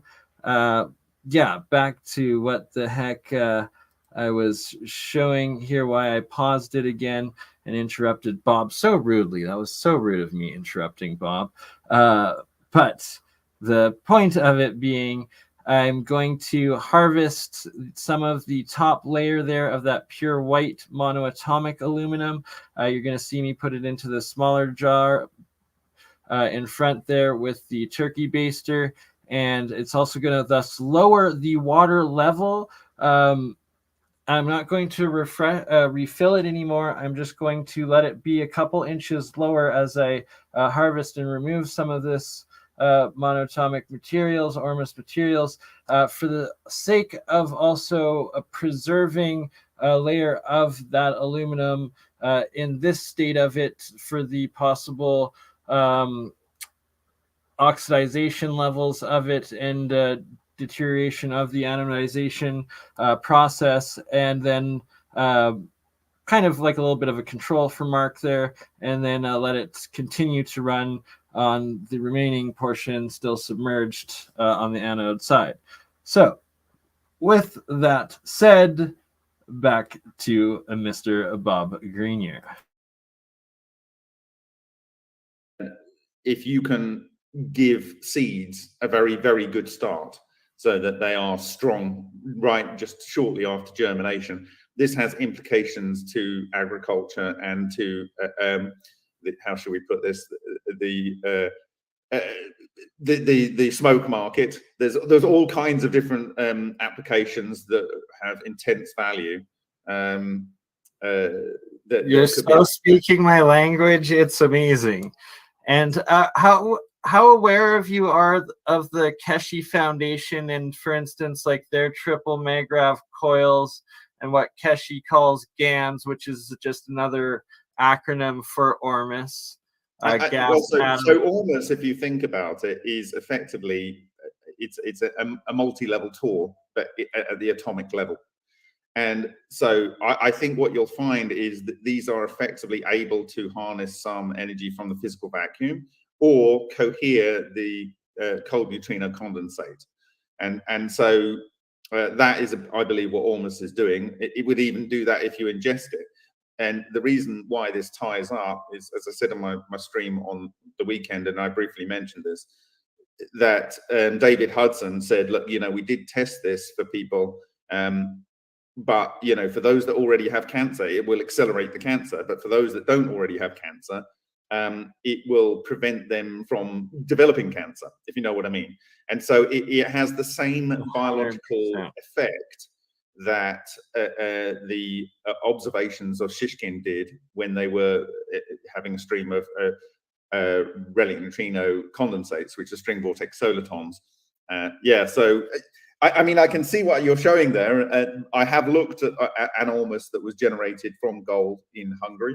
I will share that data at some point, but we could not find a resolution on the SEM that was able to show less subdivisions. It was incredibly small. So yeah, I mean, my view on Ormus is you really need to know the state of your biology before consuming it. Yes, because I believe that's 100% correct. The one person that I did make some monoatomic gold, zinc, copper, silver combination for their father who was succumbing to leukemia, I believe it did actually accelerate the condition of it, which was sad.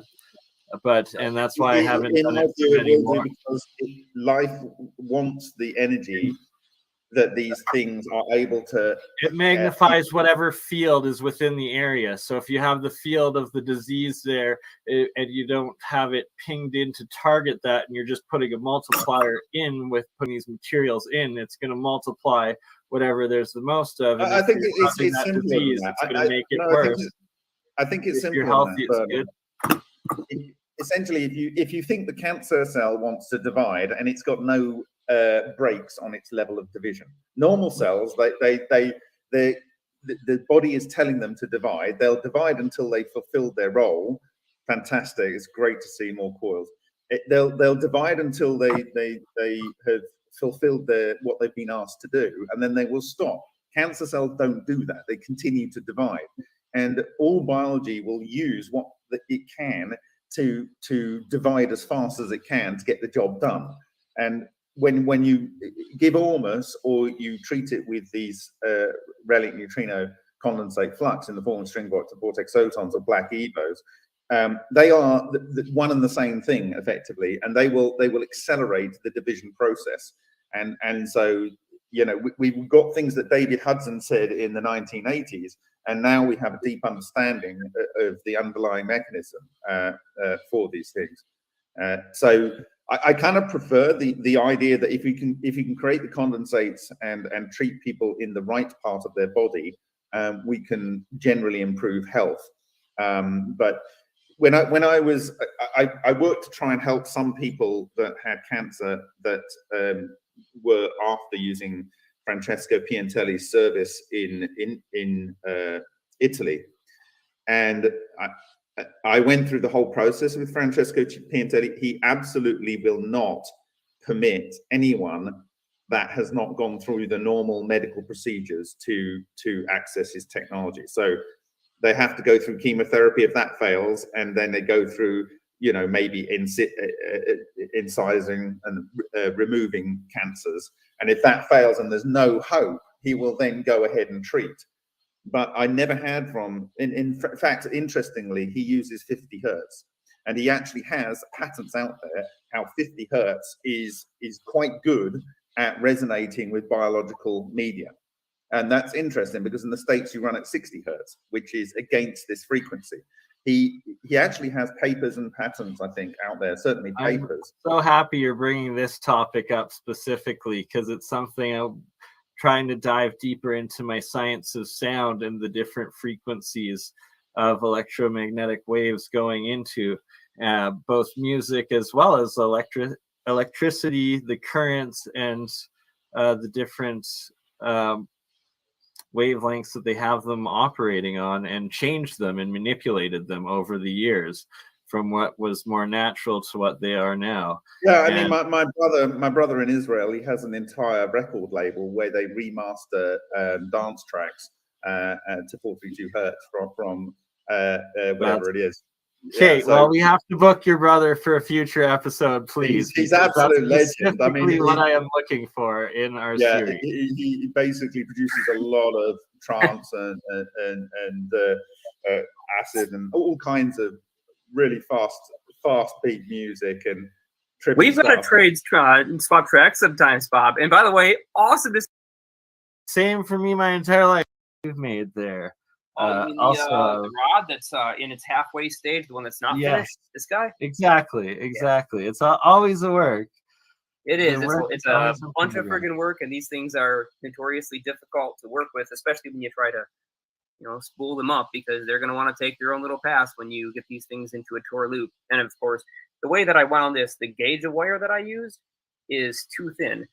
So my field geometry for the gauge of this wire gives me too many loops per larger loop. And it means that I would have to have a ridiculously long length of continuously linked segments of this stuff in order to make that work.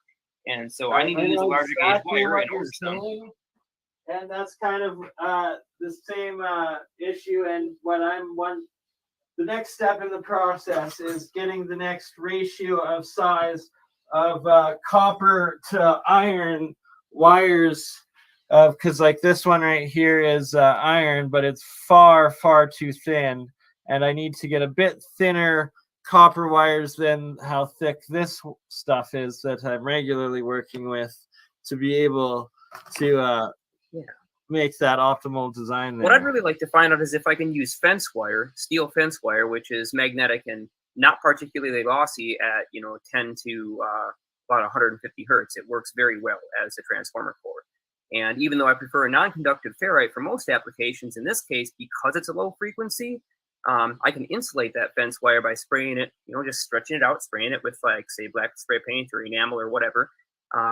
And I don't really need to, but it's just another added measure when I wind the magnet wire around it so that I don't end up accidentally scratching the surface. But I'm wondering, because you're already talking about a regular Tor where you have that iron wire, which is conductive, not a great conductor, but it is conductive, and you have a persistent field produced by something which I believe lives in the center of that coil and is not actually part of or attached to the coil, can we just tap the energy right out of the steel cord wire?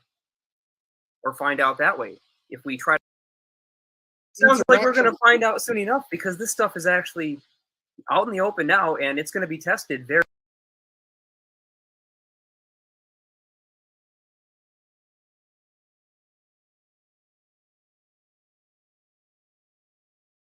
I'll be testing plants inside this thing if and only when I can get that field self-resonate and self-persist. Sorry. Just a picture of self-coherence of some of this monoatomic stuff rotating all on its own with zero current within it, zero pumps, anything of the sort. And it always will do these rotations and levels and spirals of self-coherence within it. There is a coil underneath that, right? Underneath the layer? No, there was a coil just on the far corner, and it wasn't even hooked up to electricity or anything. And you fully covered. No, I haven't talked about that. No. In the next couple of months, I've got permission from Shishkin to translate all his work, and you're going to see it's really spooky. It's going to be really spooky. You'll realize and understand. We love woo woo. What? We love the spooky woo woo. It's so far ahead. It's so far ahead. You're in a position where you have. It's not about having an open mind so much so that your brain falls out. It's that you haven't got closed minds so that you will automatically dismiss factual things that you can replicate yourself. There is a whole body of exactly. And then it's doing it and then producing it, having it, and being like, "Hey, look, we verified it. Anyone can do it, and all of us are starting to do it, and it's a wonderful thing." So this specific one was made off of 24 gold bar anode and a 100% silver cathode monoatomics. And then I've rinsed it. I made it with 5 volts of electricity, AC electricity. I find the best results is actually off of an even smaller amount of like just AA or 2 AAs, so 1.5, 3 volts DC. But yeah, I rinsed the salt out of this, and it was only salt water and the 2 metals that produced this. And now after 7 washes, rinses out of the salt and just the pure monoatomic, I have started experimenting consuming some of it. Don't do it before you want to sleep because it will actually keep you awake. And I've started being able to my cognitive memory and stuff has been increasing ever since.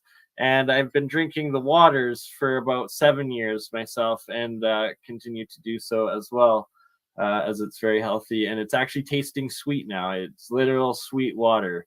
It's quite pleasant to drink. Well, I would imagine that so I imagine that the Ormos is able to cohere very effectively the relic neutrino condensate and build these clusters. And the actual cluster itself is, when it's not firing at high energy and blowing up, and throwing high amounts of ions out, and it's not too large, then it's a much lower biological risk, but then life uses it. And my father was a farmer, and he always said, you know, if you can ever use rainwater, use it. Do not use tap water, and especially rainwater from a storm. But of course, you've already seen those, I think is it Kelvin experiments, where you have water dropping and you have a charge separation between them, okay? And you can actually produce a voltage. So you already know that a water drop is going to be charged. And what are we talking about? Charge clusters. It's already in the rainwater. It's already there. So rainwater is automatically, I even think it's better when you're watering your plants with tap water to actually do it through a sprayer, because it goes up, gets charged and drops down. It's actually better than just even drip feeding. I love that you just put science to something I've done instinctually with my own plants and misting them forever throughout the years, especially when I was growing my medical. Misting through something that will cause. Yeah, because you're spritzing it up, and it's same. That's actually the same sort of thing with HHO, how it's turning to HHO mist and HHO fuel, as opposed to it just being pure hydrogens. That mischarged cluster aspect you're talking about, right? What does a mister have in it? I don't even know. Just the funnel, the shape. Well, it's got a restriction valve, it's got compression, and it's going to cavitate at the very end as you spray it. If you press got a hole, it will produce tori, it will produce condensing of the energy, and it will produce friction as it goes through. This is exactly what you saw with the HHO plasma going through a carbon tube when the coherent matter wave was formed by Slobodan Stankovic using HHO. This is exactly what Leclerc was doing when he was having a perforated 1 mil or 2 mil thick aluminium sheet, and it was perforated with big holes and little holes. And what he did was he had high pressure on this end and a low pressure down that end, and it produces toroidal cavitation, focusing the energy. And you were saying that one though had high radiation though, right? That it was dangerous to be around, and that's one of the main reasons why I don't. And that's the beauty of Roy Schneemaser's equipment, is he's just vibrating it like a fish fin. In fact, he likes fish, and so he's vibrating. We know it produces cavitation. We know it produces ultrasonics, but it's not taking it to the max. We need to use this technology gently. There's a point at which it becomes damaging to health. Quick question, Bob. Is that essentially what would have made Victor Schauberger's technology work as well, as cavitation? Well, he had a lot of technology. So if you're floating logs down a flume, you've got friction on the side, and it pushes that stuff, and you get denser material in the middle. And you know, if you're putting things through a vortex, the denser nucleons will go to the middle, so you get a higher concentration of deuterium in the center. So there's all kinds of different things where flow will do this. But if you really do intense vortexes that you see in the ultra experiments, you're going to get a bubble. On a bubble, you're going to have charge separation, but also you're going to have a dielectric boundary, and that will produce easy water on the outside of this spinning torus structure, which is going like this and like that. So you're literally creating exactly what you need, like that. Yeah, that's so straightforward and awesome. I love the simplicity of that. It's so simple to understand when you have a clue. And for me, this is a bit of a joke now, because I feel like I'm cheating the whole time. All of these mysteries, the wizard of wizards, Bob. As Victor Schauberger said himself, comprehend and copy nature. Absolutely. It's all there. If you are trying to technologically tell nature what to do, then you are going to be fighting. You're already fighting the force and having resistance instantly, as opposed to just operating in harmony and then able to pull the energy out. You have to work with what nature's ontological will is. You have to do that. You have to work in the way that it wants to work. And that's not just about resonance. That's the whole kit and caboodle. You have to work with it to get the most from it. It's like, if you want to get the most from your community of people, your family, you have to work with them. if you're going to say things that are going to cause resistance, you're not going to get very far. You know, and everyone, me included, has experienced this kickback you get when you're not working within the system, as it were. The problem is when the system is people who are already trying to fight nature, and they don't agree that you should be doing it with nature. They agree that you should be doing as their patent says, and if you're not doing it as their patent says, then it doesn't exist. So it's far more profitable to go against nature, because that way you have a limited resource that only you can provide. Well, you can argue that, but if you are going with nature and you get things done a lot more energy efficiently, or you synthesize things that are high value, which, you know, people were saying, well, you can't possibly have made that with alchemy. You can't possibly. So I'm going to pay the full price for it. And you go, haha, suck at you. Well, the reason why I say it's more profitable is because the truth is, in a future where scarcity is no longer a thing, because we can literally fabricate matter and transmute everything that we need, there really is no point to having to worry about any of these things. So who cares how profitable it is when we're not trading in profits, but instead in resources and creativity and time and effort, in real valuable human commodities that actually equal something tangible for our biological existence. Because I'll tell you what, none of us are born with a wallet than anyone that ever has been.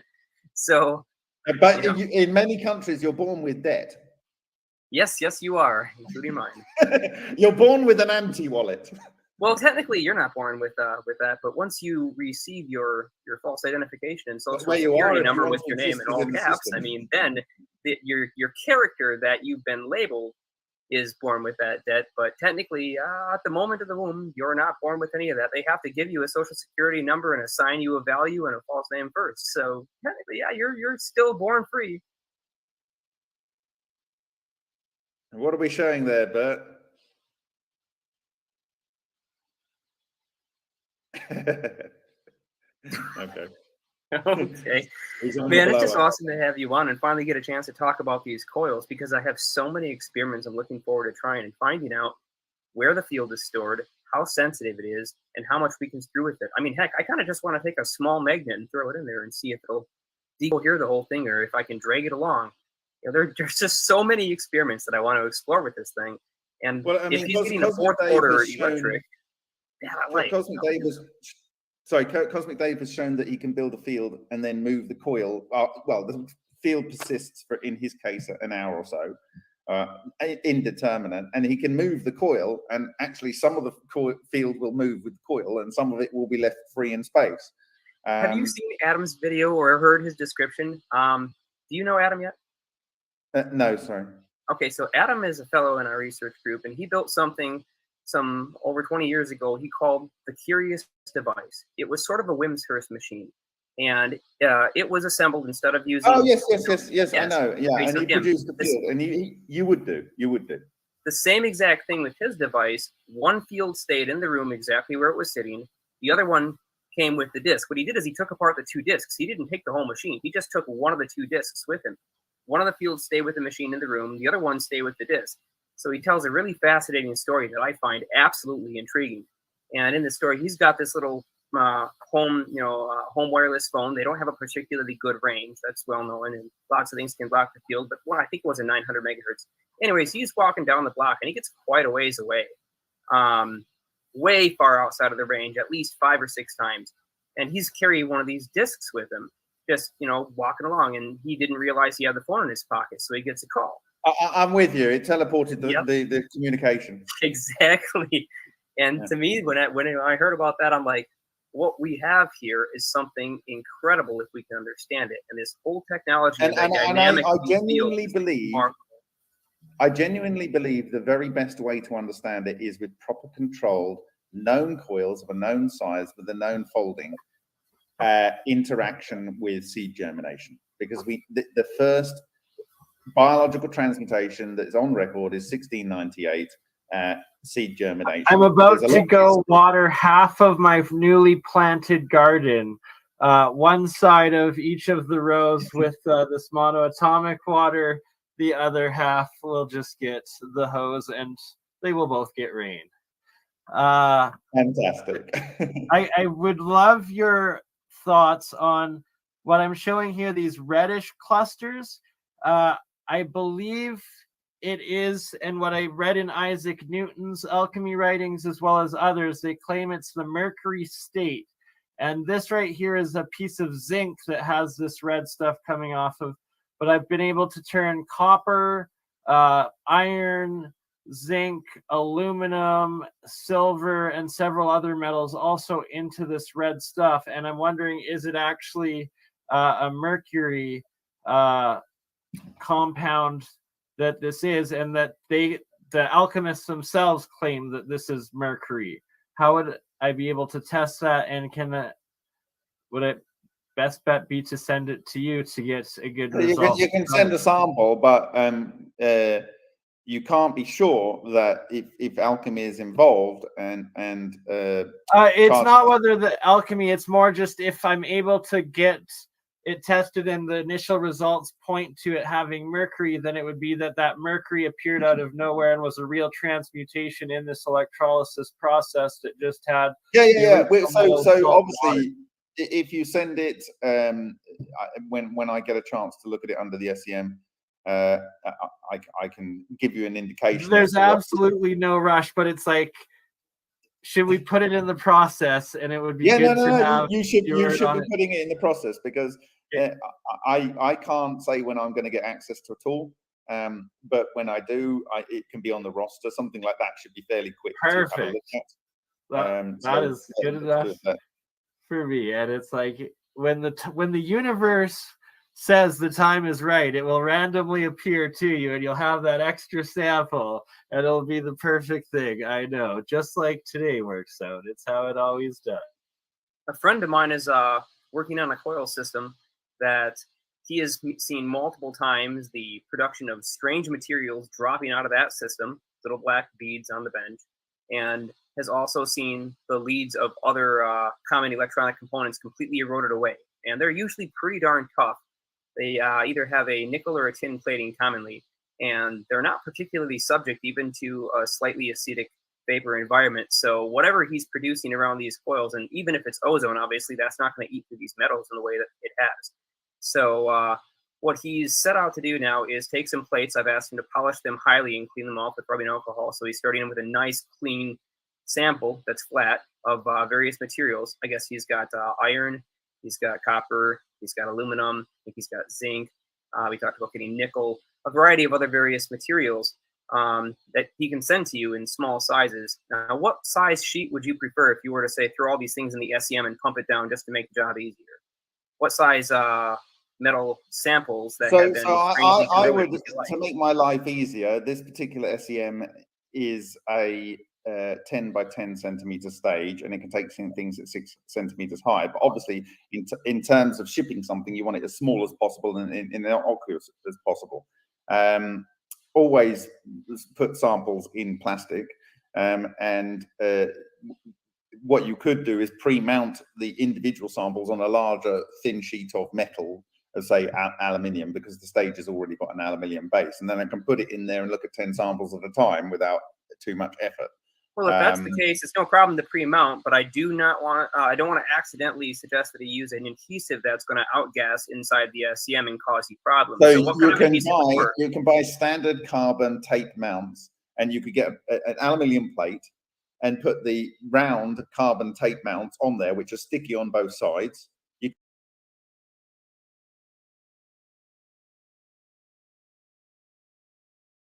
All right, so we first off appreciate burning no AOB blocked me. What did my account accidentally do? Anywho, I agree, T-Dub. 2 of you so far, I believe, have voted 100% towards changing Eric Kicker.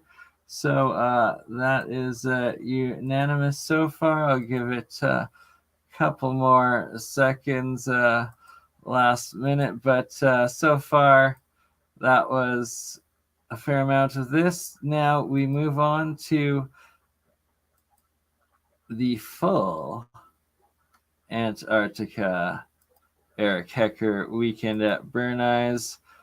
2 weeks ago, Leak Project stream. Perfect. Make sure I'm actually unmuted there as I'm talking. Let's see if this is loading here for us. It should be. Shout out to leakproject.com. The membership there, I'm not sure how much it is, but I think you get a free trial, and I remember it wasn't that expensive. It's well worth it. Over 4,000 different podcasts. I've got 10 on here now. Here it is. The original, the extra extended version. Eric Hecker, myself, and Rex Bear. Secrets of Antarctica. I believe it's already got 35,000 views on YouTube. Come on. Things got hectic. And Oh, for some 2 reason, the hours water right supply here, baby. was limited, or they were rationing water, or they shut it off. Well, where I'm at, man, I'm ready to roll. So this is like off the grid, but still on the grid. Guys, please tell me, guys and girls, all you to beautiful hearing what you guys souls, have to say today. please tell me how the sound And is now so, that folks, this is a pleasant surprise. I've got Eric Hecker with us and Bernie, the madness. He's really happy, and it's weekend at Bernie's. And so, Yes, it is. also, I mean, Eric, I don't know. I'm looking forward to hearing what you're going to bring to the table, man. Because every time we talk, you're like next level. And I've heard a lot of stuff in Antarctica, but you seem to have such a wide spectrum of topics that we could discuss anything, and I'm sure you'd be able to keep up. Oh yeah, I'm game. I'm looking forward to it, Rex. Chomping at the bit. We've had this one on the back burner for a while, so I'm happy to join in. Well, exactly. It's so great to have you guys, and I'm going to be kind of in the background here right now. So this is your show, and I'll be checking in every now and then. But thank you so much for what you guys do. Thank you for speaking here on the Leak Project Network and keeping the change you guys want to see. Thank you, Rex. Same with Thanks, you, brother. Rex. Absolutely. So I've got a few different things to go over today with both the medicine hat geoglyphs. We'll do some pyramid talking and also go through your different experiences down in Antarctica and what you've made of it since. Good, Eric. I'll let you take over here and just talk for a few minutes, Eric, if you want to introduce yourself, although most people here are probably pretty familiar with you if you've been on a few times, but I'm just going to get ready here. So if you don't mind taking the lead for 5 or 10 minutes, I'll just be listening in the background, but I will be right here. Oh, no worries. And it ain't going to take me 5 or 10 minutes, but I'm happy to chime in. Basically, it's, my name's Eric Hecker, and I'm currently living up in Anchorage, Alaska. I have my own website, deciphering.tv, where I'm trying to get into disclosure by sharing my experiences, what I've come across, and what I know to be true. So I have gone all the way from Levittown, Long Island, which is a peculiar town in the history of our country in and of itself, and peculiar programs in the greater Long Island area. I've also had experiences in Antarctica. I spent a year straight at the South Pole Station. I learned that there are technologies on this planet that are pretty much really beyond most people's comprehension, and I'm trying to bring them into the fold. I thought it was going to be a much easier mission, that the information that I had could be dropped on the table and everybody would digest it and go, oh, now we all know. But in reality, it seems like it's a lot more challenging to do that. So that's basically where I am at in the state of disclosure, is just trying to really, I guess, repump the information that I've presented previously, that the South Pole Station is like this wild mind control / intergalactic communications system that is not being wielded by nice folks.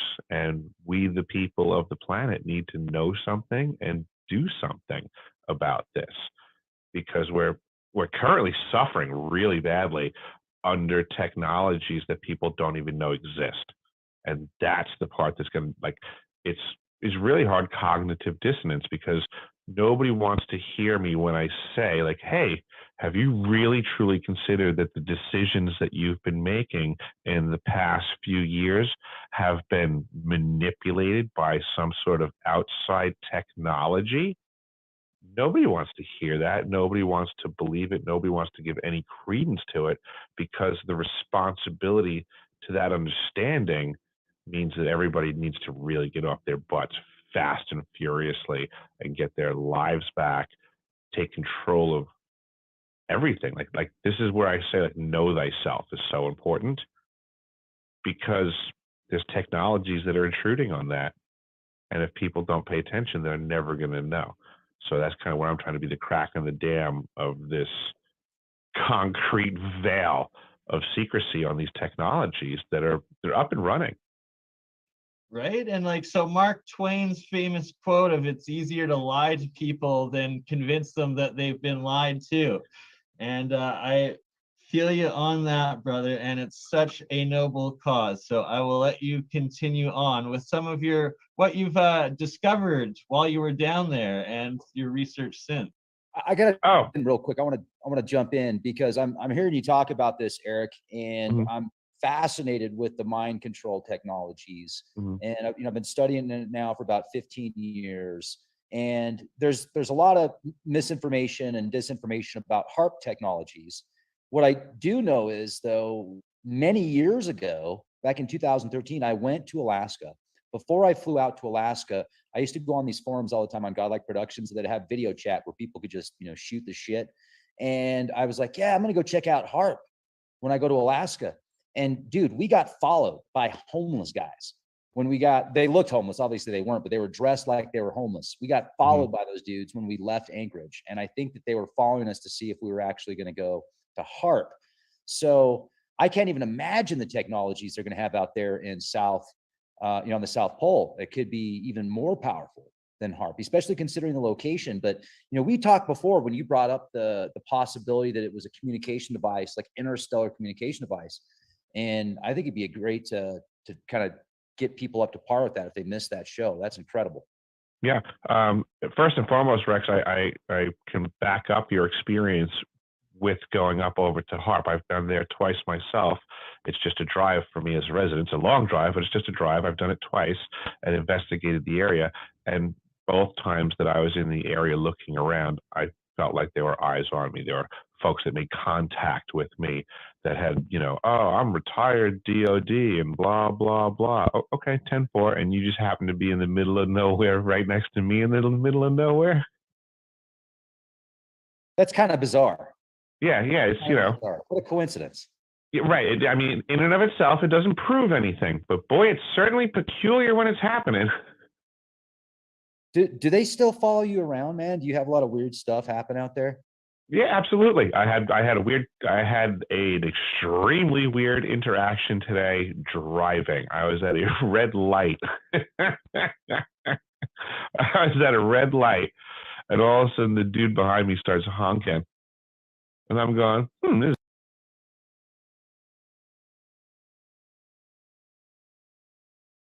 So then they.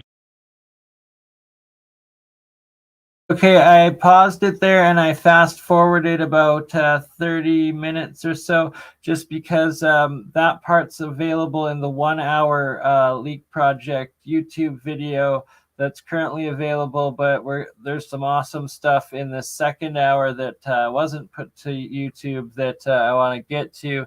So I've skipped it forward a bit and give you all a special treat because you're all amazing. I love being here with you, and Rex has given me permission to do so with Rex Reviews Weekend at BurnEye's with all of you right now. And I will let Mr. Eric Hecker take over once again.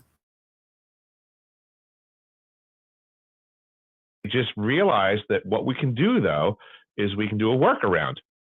We're gonna enter. Apparently, if we enter the moon's magnetosphere, gravity, whatever you want to call it, from the southern pole, our stuff works well enough. And it was a little detail that I noticed in all these other conversations about everything to do with the lunar project that just stuck out to me. And I was like, they were having trouble calculating gravity and South Pole, blah, blah, blah. And I was like, I wonder if this works like on all planets. Like maybe it is just easier to enter and exit the magnetosphere of a spinning sphere from the southern pole. You're bang onto it. And I believe it was an American NASA scientist that was like maybe it was late 50s, or it could have been 60s or early 70s, that came out with this big theory of studying. And yeah, he was like, I think it was like through the UN maybe that NASA did this original 5 or 10 year study down in Antarctica, and then it was his findings, and then it was like it came out, I think, either due to sunset clause or it was released by the Russians after the fall of the Soviet Union, one or the other. But I remember seeing it, and it talked about a lot in the UFO documentaries of the late 90s, early 2000s, that there was some sort of energy vortex out of the South Pole, and that NASA had been studying it to utilize to escape the gravity velocity of the Earth or something like that out of there. So just more supporting evidence to things that I've heard over the years. Yeah, and they're definitely studying the magnetosphere down there. I mean, that's something they're paying attention to, and they were, checking stats on it daily. That was part of the science that they shipped. To the actual the actual South Pole itself. Yep. And that's so cool. Yeah. And then you said that they were covering up the former infrastructure, dig down access to below. Correct. And the original one down there. The original pole that was constructed in 1957 from the first winter over crew, which my crew, we actually got to have a conference call with them, which was also pretty amazing. Yeah, because we got to, I don't know, it was the weirdest thing. We got to have a chat with them, I guess, because we were going to blow up their facility. It was like kind of weird. Like we had a conference room at the South Pole, and they gathered our crew in, and they brought us on with what they said were the survivors of the original facility. So now, even in hindsight, that was a weird conversation that we had. Like, and so were these survivors, were like they're actually at the South Pole, or like was it video conference sort of thing? It was a conference phone call. Wasn't even video. Yeah, there was not a lot of. Oh my God! Did they have these poor quote unquote survivors trapped down there the whole time? Like, no.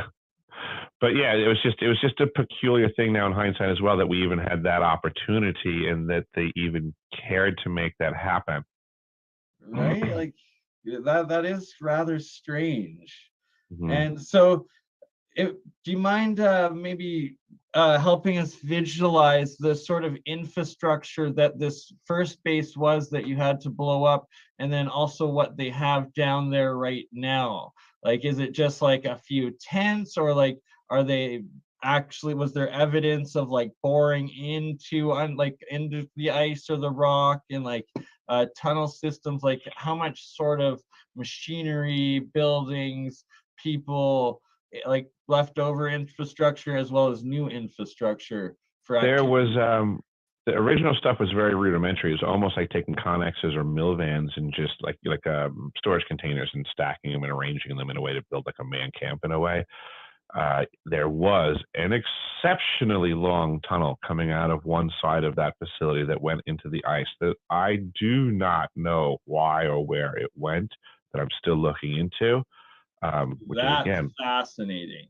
And yeah, like that was what was just going through my mind. Was there a tunnel? Because like you can have these like boxcar like little situations, but it's just a cover for a tunnel down into a much bigger complex, possibly. Right. And you're saying, and I have maps of this stuff. Possibility of that there from what you personally saw.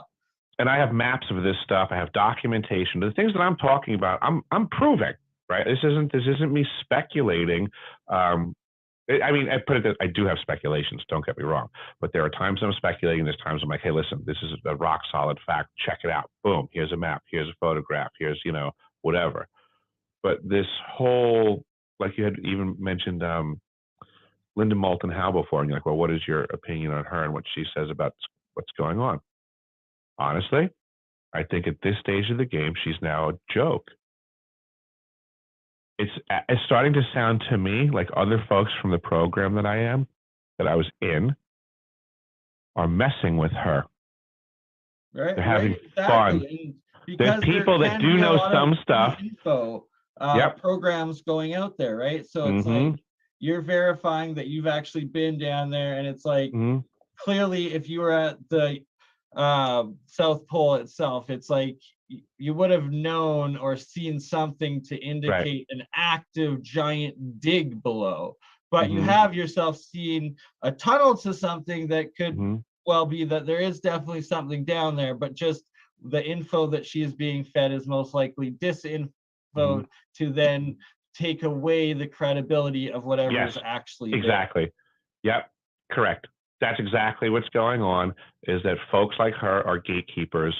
They might have been doing stuff good in the past. I'm not going to knock an entire person's career overnight. I'm not saying that everything's garbage. I'm just saying where this person's position right now is not practically helping the community.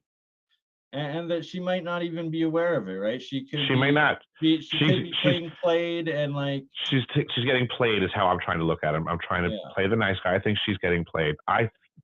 There are some really nutty folks in the Antarctic program, and it seems like some of the stuff that I'm seeing in the community might be that like it just got on the radar of the programs, and they don't care if these people aren't into the SSP and blah, blah, blah. It could just be fun, just like other trolls exist in other ways.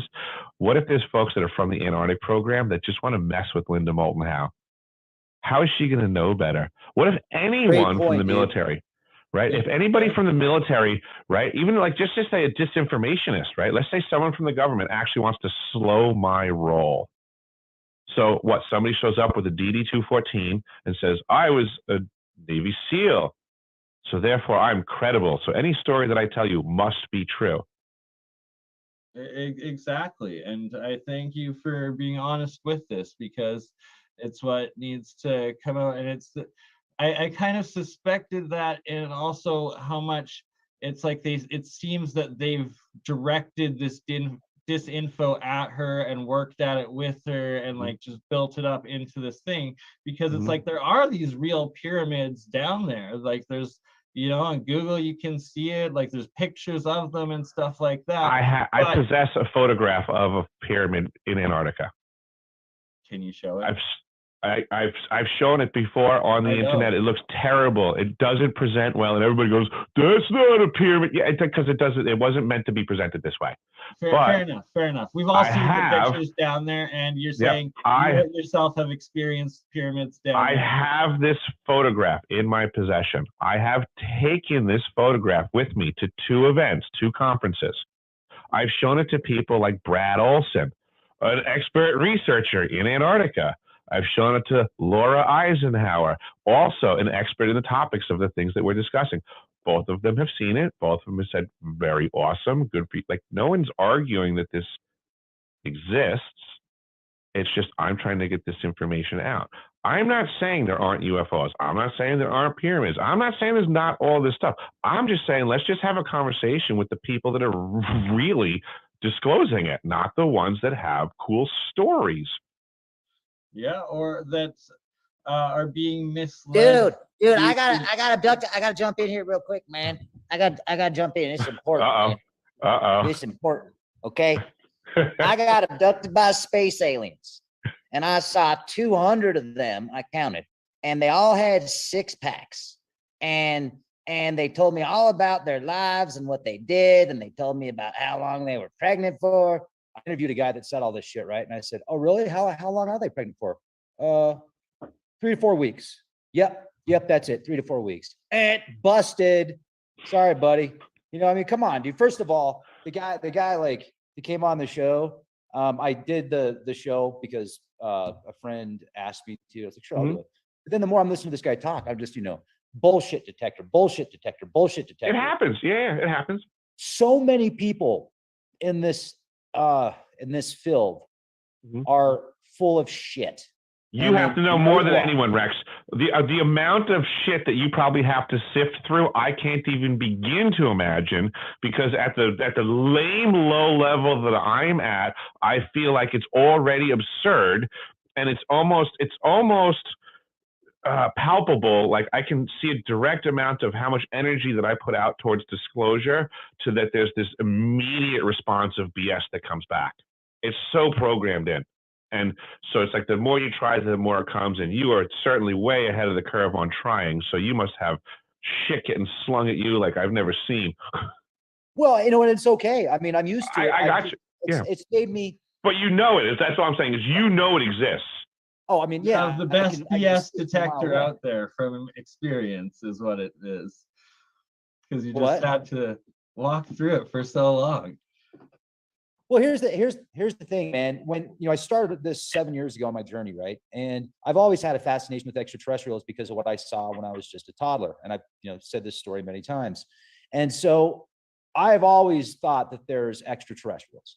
Mm-hmm. And then the more I've interviewed people, especially when I was doing interviews back at the beginning, and I go back and I listen to them, some of these stories, you just have to like ask real questions. Like, and here's the thing, I've interviewed a lot of people that are totally legit too. Like so legit. So, there's been those people that I've interviewed throughout the years that are spreading this disinformation, and they're getting their own shows on networks, and they're talking about how they went to Mars and came back and they were a fighter pilot in Mars. And it's like, oh, well, what'd you do out there? You're out there for 25 years. Can you tell me what you don't have one picture from 25 years? But like, right? It's like, well, I mean, not only that, but they can't even really like, let's take that, put that to the side. Let's put the physical evidence to the side.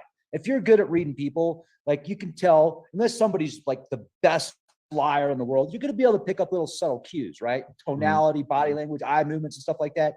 And then when it just compounds and compounds and compounds, you don't need to, that's even more. But if you get somebody that's literally been there and done that, they're going to give you a testimony that's going to blow your mind, right? They're going to convince you. Because you're going to read it through their body language as well as the words, right? And it's like you see the story through the person and the facial expressions and like the integrity of it. And it's so easy at this point to see those that are, well, I guess it's harder to see some trolls that are so passionate about their disinfo because it is their cause and their goal. But then it's like there's the others that it's just like, that didn't happen. Well, you've got those that want fame and think that's their moment of fame. You've got those that just like to stir the pot. You have those that are paid disinformation, and then you have people that are crazy, and then you have people that are just telling stories. I mean, there's a wide group of these people that tell this stuff, and in all reality, I would say probably the majority of the stories are testimonies and legit. If you take everybody, like if you talk to people behind the scenes. And they'll tell you stuff that they're not going to talk about on TV or, on the internet unless you can get them to do so. There's so many people that I have done that with, and they're legit. And there's so many people out there that talk about it and have written about it, and they're legit. But then you get those people out there that just make up stories. And so it is what it is. It's like everything else. I guess we just got to filter through it, right? It keeps us sharp. It requires us to have discernment. Like that's never changed. You're right, Rex. So I think the problem in the equation is that reality has always been this way. We've always had charlatans and snake oil salesmen. That always existed. But what the society needs now is discernment again. Somehow we've had discernment programmed out of us. And common sense. Yeah, absolutely. To think that the average person nowadays will pretty much admit that they're like, you know what? I'd rather watch a TV show that is more sensational and of high production value than it is accurate. Yeah, that's a really good point on the discernment, and that it's like the control mechanisms of the media have specifically targeted humanity's ability for this discernment, because the matrix of the system, the people caught in that cog, it's so close to breaking down that they have to live in this cognitive dissonance that as soon as their discernment were to come back, that whole system, the whole matrix is going to crumble for them. and thus why things are so polarized now between those who get it, those who don't, and vice versa with it. Mm-hmm. Yeah. A lot of everything nowadays is just for the express purpose of manufactured confusion. It's information overload and conflict galore. Oh, you said this. Well, I have a link that says the opposite of that. Oh, and I have 12 links now. And a meme. I have 12 memes that say you're an idiot to boot. You know, it's like we don't even have reasonable conversations anymore about stuff. You know, everybody's like going to their smartphone 24/7, and they don't even realize that they sound like an idiot. Well, and the AI is programmed to reinforce their confirmation bias in whatever their belief is by knowing what they look up, Right. and then providing them even more of it, so that Yep. it's just building that narrative within their reality. Mm-hmm. People don't know anything anymore. It's the wildest situation.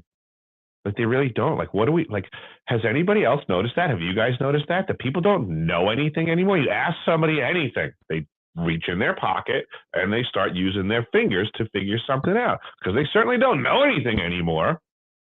Drone behavior. They won't speak with confidence to you unless they can have 6 links. Heaven forbid you question anything they said. You know, where's the humanity in this anymore? Yeah. Where is, you know, hey, where's Honest Rex? Well, we call him Honest Rex because he's got a reputation of being honest, because we know him, because we talk to him, because he's a human being, and we don't have to check his links, and we don't have to check his references, because he's a man of conviction, and we've known him. And you take a guy for his word until proven otherwise. If you meet him as a stranger, you don't ask him for links. Like, in a way, we were more cordial and understanding and human, and that's being programmed out of us, as if what this absurdity we experience today is human interaction anymore. That's such valid points, Eric. And it's the lockdowns. It was intentionally this, to disconnect us from each other, to destroy that human link, to then make it that we fear other humans, to fear that human interaction even, because, oh, you know, you're going to get sick from each other, as opposed to, no, human to human interaction is as healthy as it becomes. That's how you build communities. That's how you build lives. That's how you succeed, as opposed to fear each other, stay away, trust this system. The system will deliver for you. The drone will deliver for you. Don't you dare open that door and see another person face to face, yet alone talk to them. Yeah. We were talking about mind control before and programming, right? I would say everybody is currently already completely mind controlled and programmed to respect the master in their pocket. When that thing beeps or dings or vibrates, they will respond. They'll do what the master says, and they're already slaves to this. They're completely enslaved already right now.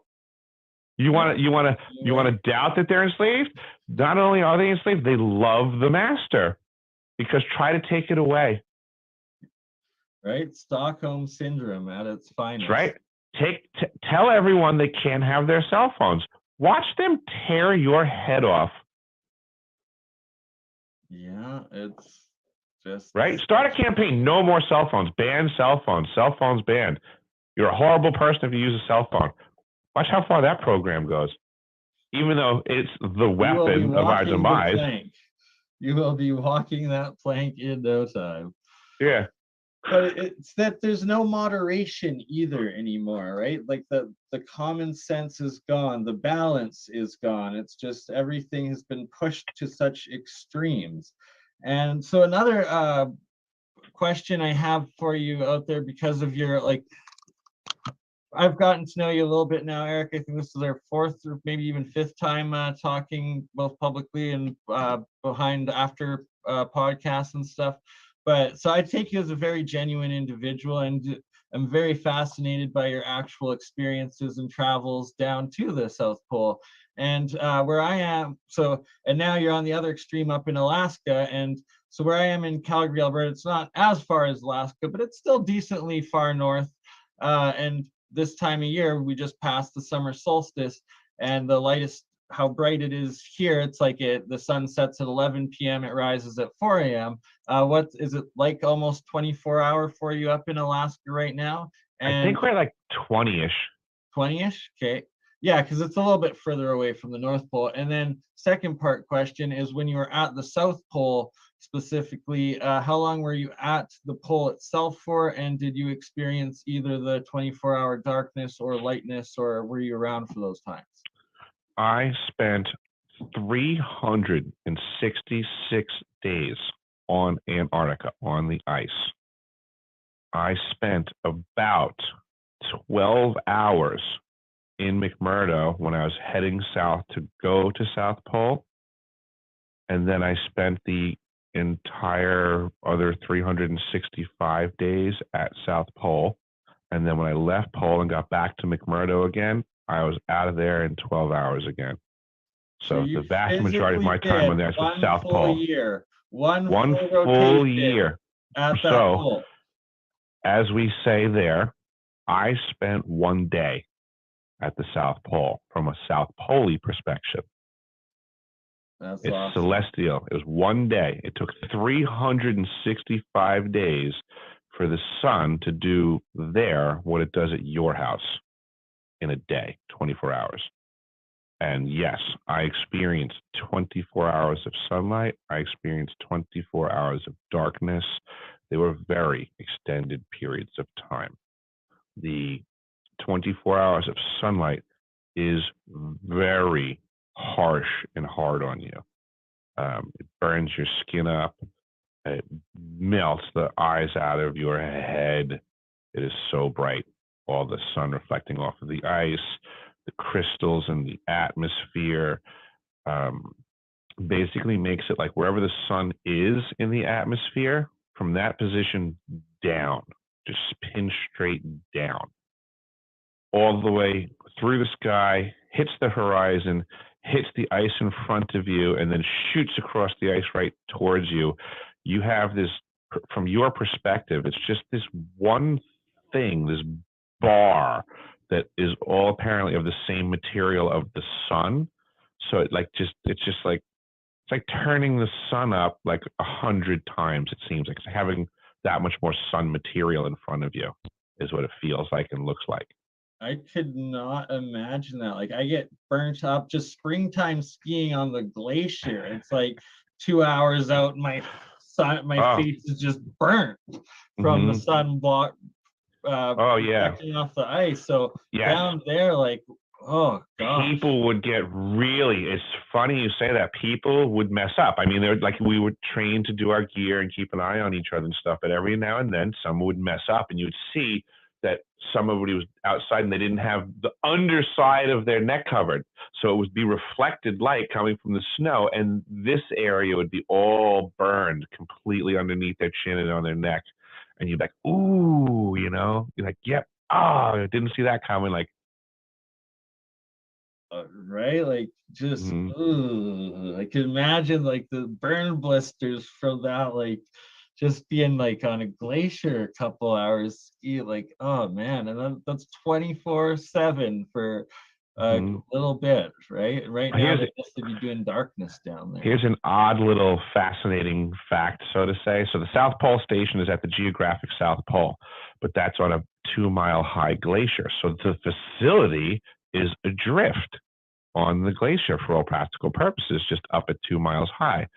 So that glacier is moving. It moves about 33 feet a year, and they remark the pole.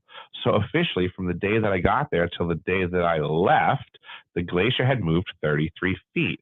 So I am a glacier surfer. That 33 too. You moved 33 feet, 33 degrees. Yeah, it's always interesting when these numbers show up, but that's the number that they use there. That's fascinating. So do you have any footage, or were you able to record any of the I want to say Aurora Borealis? I know it's Aurora Australis. It's Aurora Australis down there. I was not able to get video of that. It is, how do I put it? It is a dark beyond compare. is devoid of everything but just the massive distance starlight. And standard cameras don't really catch that. When you point them at the sky, it just looks dark. So the auroras, like you could get the light of the auroras, but it's so muted or washed out. You have to have cameras that you can play with everything to make effects so that you can even capture the aurora in reality. The second reality is that the photograph doesn't represent what you see. Yes, it's a photograph of an aurora.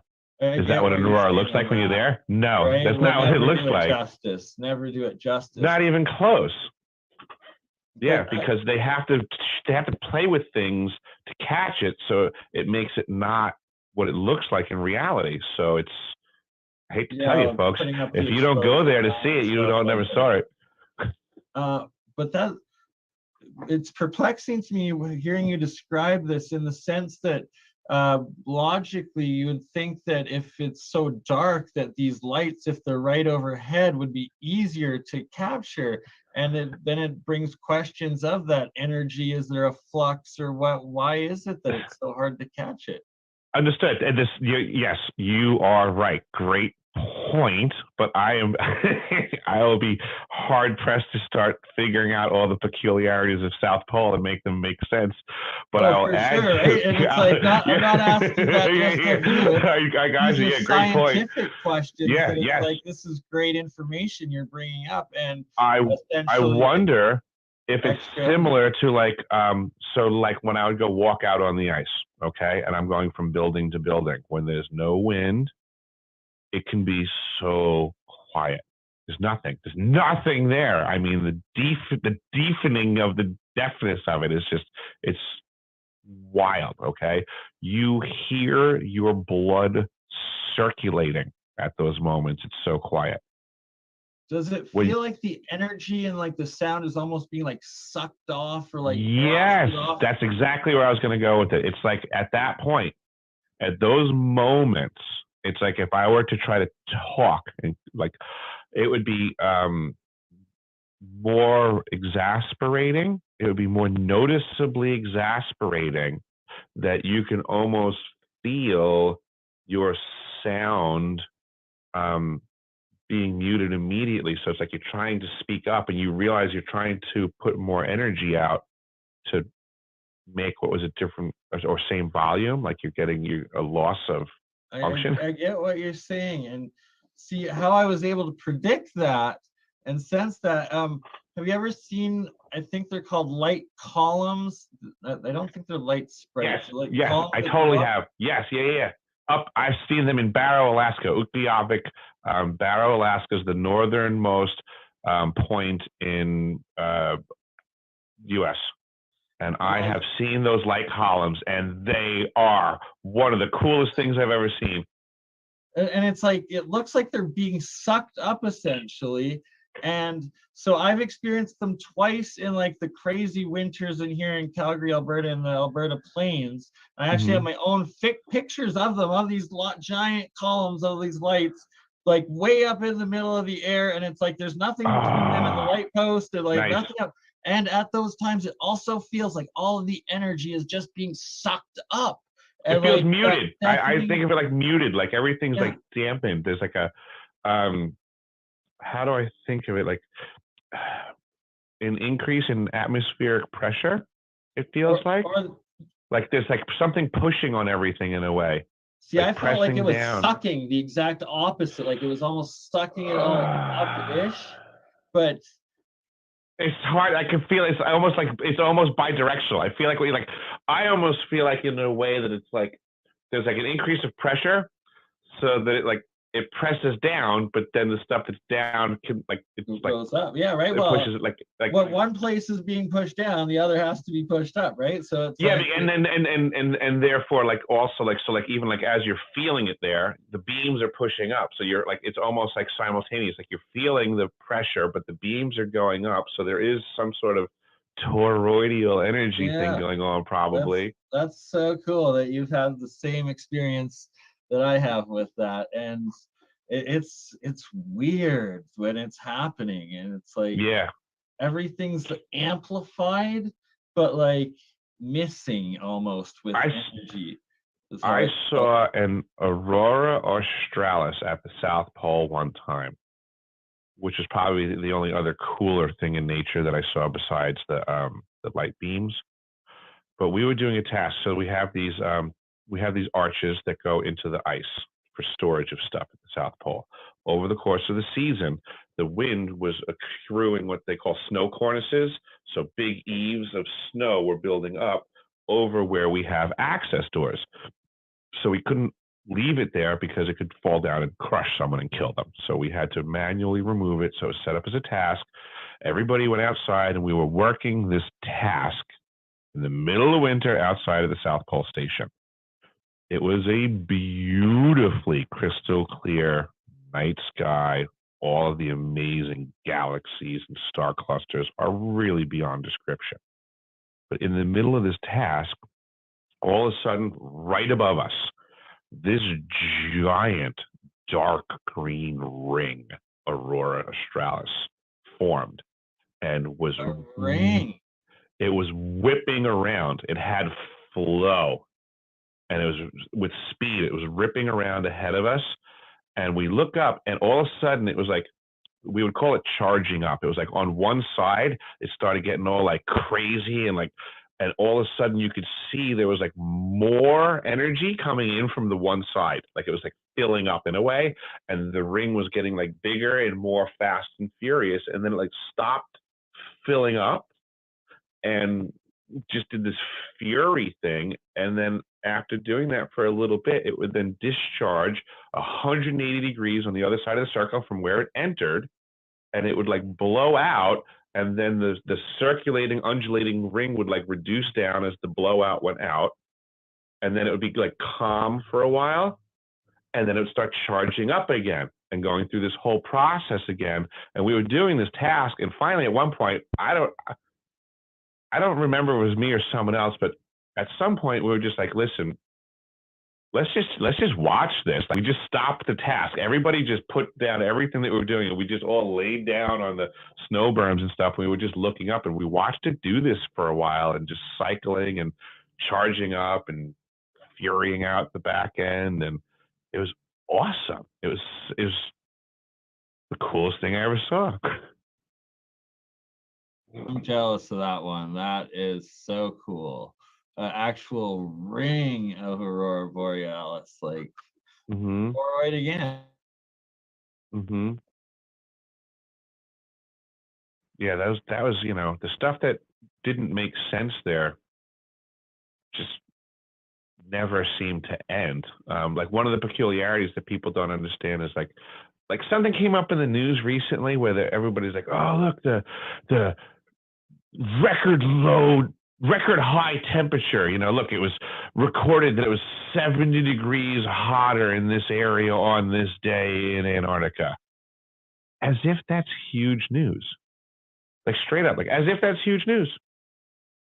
Oh, so this one spot on this one day just so happened to be not as cold because a storm blew in? You're going to leave that part out? So a storm blew into Antarctica, made it warmer, and you're going to sensationalize the story by acting like you don't know why it was warmer?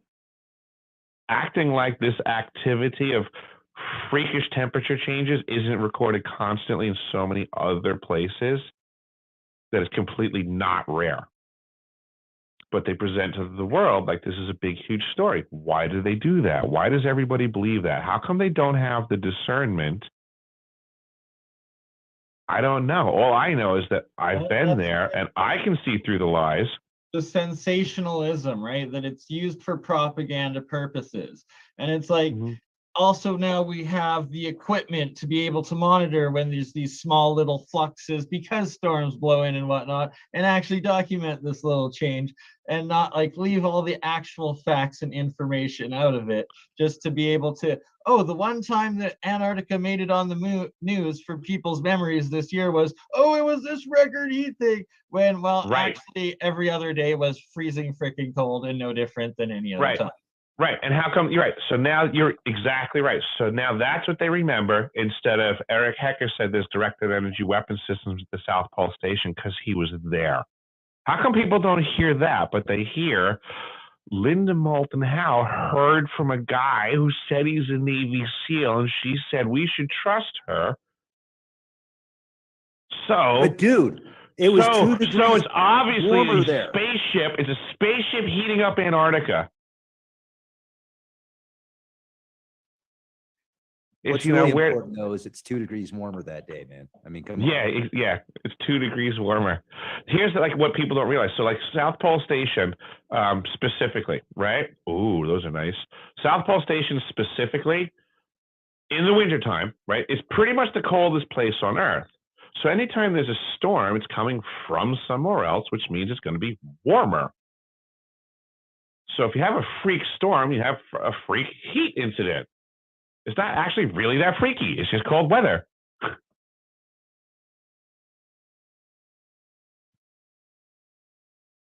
Sorry, just going through my Facebook photos of these. No worries. Columns. And as I know, I got a picture or two of the light beams in Barrow somewhere, but I am not that organized. I'll have to look for them. And this is from my cell phone camera like 8 years ago now. So it's like they don't look that spectacular, but you can still see them. And you can see that there's gaps between the columns and the actual lights below, putting them off. Mm-hmm. And I've experienced them a few times over the years. Oops, sorry, going through Facebook. Like just the energy feels like it's being sucked up when you're in that. And then like you were saying, sometimes also pressured down. And well, I can definitely see how the light seems like it's getting sucked up for sure. But I feel like me personally, like when I'm in that environment, like the energy, like when I was speaking and stuff, it's like it seemed like it, like you're saying, takes more energy to do it. Like it's just going somewhere, you know. Like, in my brain, I guess I think of that as like in a way the pressure. I almost think of it like the atmosphere is getting denser, so it's harder for you to push through it in a way. Rex, were you sharing there? Like also in at the South Pole Station when the temperature dropped, when we passed from -70 into the -80s, there was this like things change, right? So everything's kind of normal until like -50, and that's when things start getting hairy fast. Once you cross -50. So we would always say like -60 is twice as bad as -50, -70 is twice as bad as -60. But then at -80, actually, things get really hard. The atmosphere is, in a way, I know it's thin to begin with, but in a way it's so cold that when you go to speak, the moisture associated with the movement of your sound condenses so fast as you're trying to speak that it kind of clogs up your airspace. So you have to push harder again. You have to kind of talk harder to get the gases out of the way of your sound, or that will mute you because you're putting out a lot of gas at -80. You are there's so much smoke coming out of your mouth at -80. That's intense. Like I cannot imagine. I've done -40, -50 with wind chill at a couple of the worst times of Alberta's winter prairie storms. But man, -80, like. Yeah, this is -80 ambient. This is no wind chill. This is straight cold, real cold. You can appreciate it. Like you can appreciate there's levels of cold. My bones are cold right now, and it's almost July. Have you ever heard of the 300 Club? You want to talk about some weird South Pole? Okay, so the 300 Club at the South Pole Station is when the weather is going to get below, when it's going to hit -100, the weathermen will let everybody know to fire up the sauna, and we set the sauna to positive 200. And you go in the sauna with your boots and a towel, and you wait for them to announce that the temperature has hit minus 100 outside. So we actually set the sauna for plus 214. We were going for pi 3.14. So when the temperature hit minus 100, they call it on the radio. You run to the exterior door, you drop your towel, and you proceed to run outside in minus 100-degree weather in your birthday suit around the South Pole. And the amount of gases that you're off-gassing. That's your excuse, man. Right? But the amount of off-gassing that you do, because you have your sweaty butt from the whole sauna thing, and then you hit that 0% humidity, 0% humidity at minus 100, and you have you see streams shooting out of your pores. You'd look like a comet, eh? Yes, absolutely. Yes. Straight up, you have a trail that I said, at the time was like, I'm a train. Yeah, it's an amazing, oppressive amount of gas that you're putting off. That was one of the things that always amazed me at the South Pole, was how much we were dehydrating just through our skin and everything, because it is actually, it's 0% humidity there. Antarctica is on average the highest and driest continent in the world, and it's up there for altitude and it's up there for dryness. The vast majority of it's pretty much 0% humidity. That's hard on the human body. My girlfriend would not be happy there. I don't think there's very few girls that are happy at the South Pole Station. Most gals that I know don't like the cold. No doubt. Oh man, like that. Good on you for being down there for a year. Like that's literally the harshest conditions you can find on Earth. I would have to agree with that. If there's harsher out there, I will try working them. Send me a contract. I'll try it. Like, what if you got a sore back? I can only imagine what that would do to somebody that had like a couple of herniated discs or something. Well, to be honest with you, Rex, the first answer to that would be expose it to the cold, which was a very common practice for any injury that we had on task. If you were doing anything and all of a sudden you smashed your hand, you hit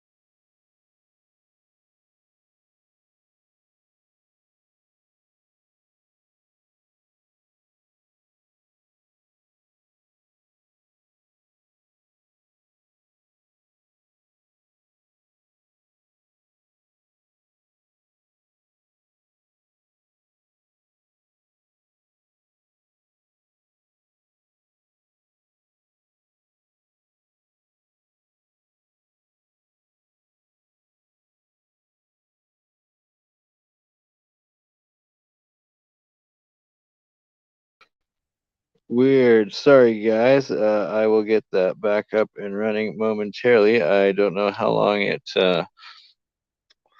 did that for, so give me 30 seconds and things will be fixed.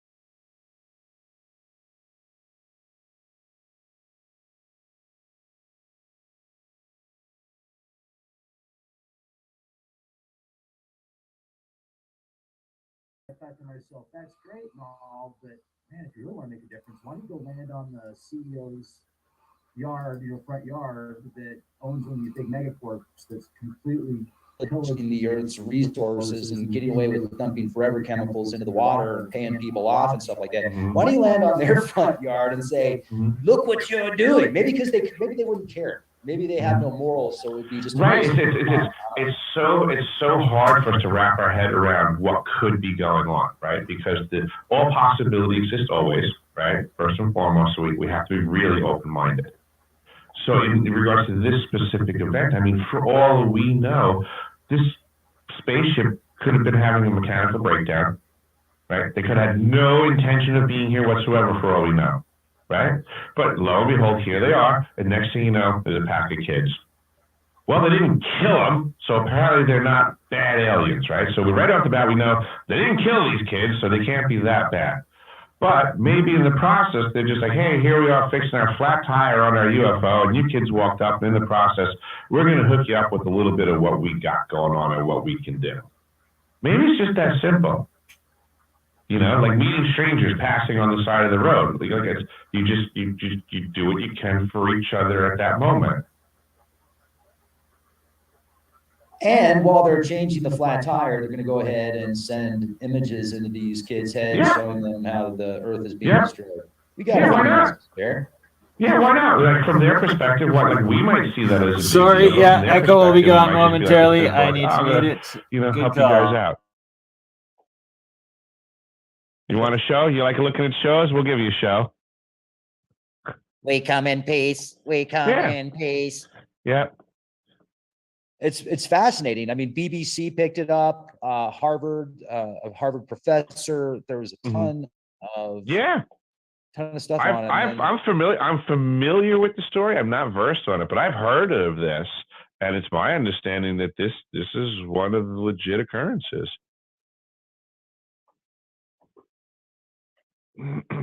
With that said, let's think about the possibilities of we're getting visited by non-human beings, and the South Pole. Would that be like one of the best places for them to go? Because there's just, how are you going to be able to, you're not going to be able to see them out there. I think this, and this is where I'm speculating. I think there's something to this. I think there's something going on at the South Pole Station. I think from the stuff that I've learned about gravity and how things work, that whether, even if it is or isn't, even if it just turns out that at some point in time that they believe that to be the case, the government does that a lot. They don't necessarily know stuff, but they believe enough on something that they'll invest in that direction. And then next thing you know, they're invested in that direction, so they maintain it. So I believe at some point in time, somebody believed there was value to observing our southern pole for intergalactic on and off planet activities. I am also a believer that there could be something going on inside our planet, and that one of the access points may be at the pole or close to it, or from the continent of Antarctica, which is freakishly huge. So I know a lot of people like, there's a hole right at the South Pole. No, there's not. I was there. Sorry, folks. I don't care about other people's stories on the topic. Unless they can show you pictures of their story, I'm calling them liars. I was there, they weren't. It's that simple. Not necessarily liars. Holy but cow. They're misled, right? Because they have No. The whistleblowers, the actual whistleblowers. There are people. Oh, okay. There's Sorry, the people that the people that the researchers are putting up, right? Yes. Yes. The you're researcher might be peddling getting false misled, information, but the other absolutely. person's a liar. Fair enough.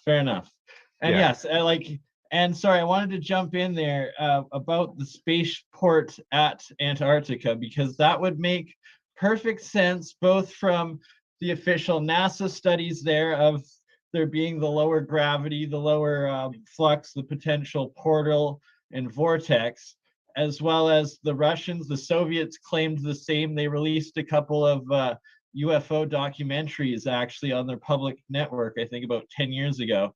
It also was disclosing Admiral Byrd's trip down there, but they're essentially saying the same thing, that it's a portal for possible technologies. Nassim Haramein seems to think the same.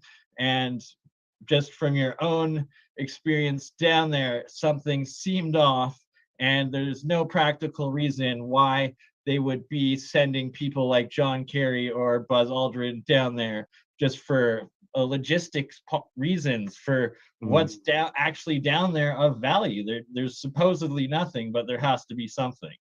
Yeah, I mean, in the grand scheme of things, right? These are representatives, right? So if this representative is going to go have a meeting with some other representative, you can schedule that meeting literally anywhere on the planet. Obviously, because they're going to schedule it at the South Pole. So apparently you can schedule it anywhere on the planet. What is the practical point? Yeah. I see, as someone who's been there, I see nobody zero. Else can see it, apparently, right? So they're clearly hiding something down there. Right. Yeah, in a way, they can't even, like, that's funny too. Yeah, because in a way, they can't even stop the world from noticing you went there. But yet they can't even really discuss a real reason.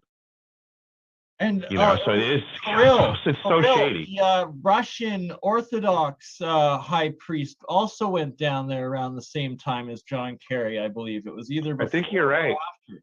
So so it's like, why are these different world powers, highest level diplomats being put down there unless there is an actual off-world or high value negotiations happening there?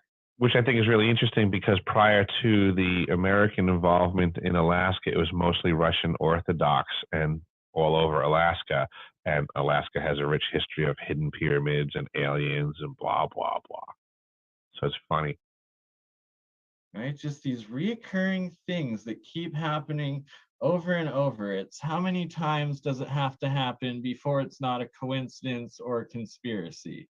And thank you for bringing back the pyramid aspect, because that's kind of what I wanted to go into for part 2. Is all of the pyramids everywhere. And then, so the pyramid that you saw and took a picture of down there, was it from when you're stationed on the South Pole, or when you traveled through transit through McMurdo, or like how many are you aware of down from? Let me give great specificity on this. The photograph is my roommate's photograph. She's also from the program. She was gifted this photograph from someone in the program as well. This is a gigantic panoramic photograph of very high quality of many mountain ranges of Antarctica in one shot. This thing is like 16 feet long. It's freakishly huge photograph. So people have to understand the intent of this photograph is not to show any one thing in detail. It's meant to show a massive landscape. So when I present it to people in reality, they can see the scale, the scope, and all of that stuff. But it depicts all of the mountains. So this is a program photo. So it's like stuff that's used in the program. It shows that this mountain, this mountain, that. And then in the midst of everything, it says pyramid. And you see the pyramid. It indicates the pyramid, just like it's indicating all of the other mountain ranges. And it's from the program. So this is what I'm trying to present to folks, is that there is facts, there is reality that can be had in these conversations, but just because it's not the information that people are being spoon-fed or supporting the spoon-feeding, it's, you know, I guess cognitive dissonance in some level. You know, everybody says, you know, if this stuff was going on, if somebody would say something. I hear that a lot. I'm actually saying something and finding There's it really a lot interesting. of people saying things. It's just what people are willing to listen to, and that they refuse to hear the other side and prefer to keep to their own biases a lot of the time these days. But pictures speak louder than words. Right here we have, this is the Fairham Foundation. I'm on their website. We'll go into it more in depth in the second half, but just right here, there's the one famous picture he's got of one of the pyramids in Antarctica there. I think, so I'm not sure where the source of that one is from, but it's pretty good indication of such. It looks pretty triangular. And I've noticed several actually in the easternmost parts of the Alberta Rockies, where I live myself, some mountaintops that are starting to look pyramidal, but even more so in there's Drumheller, Alberta, world famous for the Royal Tyrrell Museum of Dinosaurs that have been dug out throughout the Badlands of the area. And my friend lives out in Drumheller. I'm out there a decent amount, and I started noticing that they have all of these mounds that look identical to pyramids in the center and throughout the Badlands of Drumheller. And now the next time I went out, I noticed that I started looking into them. Some of them actually have the flat tops. They all look like they're pretty much in the same alignment. So I'm going to be going out a third time this summer with the drone, as well as some surveying equipment, see if I can verify that if they're aligned to the cardinal points or not, or at the very least, if they're all in the exact same alignment to whatever alignment they end up being. But the second time I was out, what gives me the most hope of these actually, which pretty much confirmed to me that they are real pyramids, is that, and more like the second picture here now I have next to Japan Yanaguni, in between the Bosnian pyramid, the USA one, these earthen mounds that are made out of the different levels of sands. And that I studied this in post-secondary. I took both archaeology, anthropology, geology, and geography, and that the earth mounds, or because they refuse to call them pyramids in the southern US, but they're pyramids, but what they're made out of is several repeating layers of types of sand and dirt and ash that are about a foot deep and in parallel, alternating in these layers. And that in geology, you learn that there's only really the KT boundary in the like the substrate of natural rock or settlements, depending where you are, whether it's raised up or whether it's buried way down below. But the KT boundary of when the asteroid hit, wiped out the dinosaurs or whatever, and there's this about 3-inch layer of ash soot way down from this layer when the world burnt. And then apparently now there's also one they find in lots of areas in North South America from during the Younger Dryas. It's only about 1 inch deep, and apparently asteroids hit, burnt some, melted the ice caps, as well as burnt lots of forests. And there's the second layer, only about 1 inch thick. In these mounds I've found, they're charcoal that is exactly 12 inches, exactly 1 foot thick, and it alternates with 2 other layers, one pink, one red sand, also identical 12 inches each, and then they rotate these layers down in these mounds. So it's almost guaranteed that they're in fact man-made pyramids in Drumheller, Alberta, and not these natural through supposed oh wow, can't even think of the word, erosion turned into specific pyramids eaten up by water and wind, and that it's these structured, built, repeating layers that prove that it's not natural formations, I guess is what I'm trying to say here. So part of me thinks of this stuff like in a way, like I almost think of like a like a master builder race or something like that, right? Of, you know, all this great knowledge that is, you know, it is built into these structures. There's no denying it, right? There's information to be gleaned from this amazing engineering that's beyond us. But absolutely, I, in a way, wonder if it might not be something so simple as like gardening. You know, people have a garden, they make their garden pretty, and people have different skills, and your garden comes out nicer or lesser depending on your skill set. And of course, you know, we have like cool symbols and things that are endearing to us when we decorate things. So we all do that. Like, you know, like you have a decoration on your shirt right now. It's a pattern that you like, you know. So if you were to build a building, that we might find that pattern's in there. Does that mean that this is a temple now, just because there's some holy image there? Or were you just gardening and you decorated an area in your yard?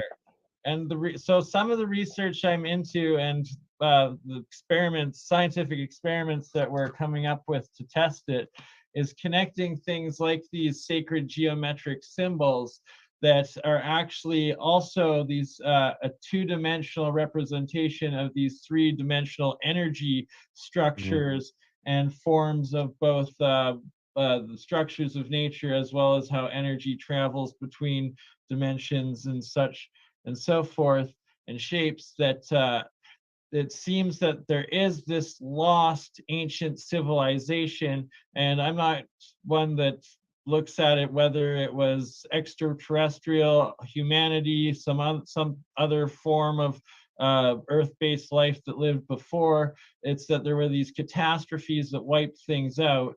Most likely this Atlantis and Lemuria in the ages of past, as Plato states, 12,000 years. Plato told the story 3,000 years ago from present day, and at his time saying it was 9,000 years before his time, so 12,000 years exactly.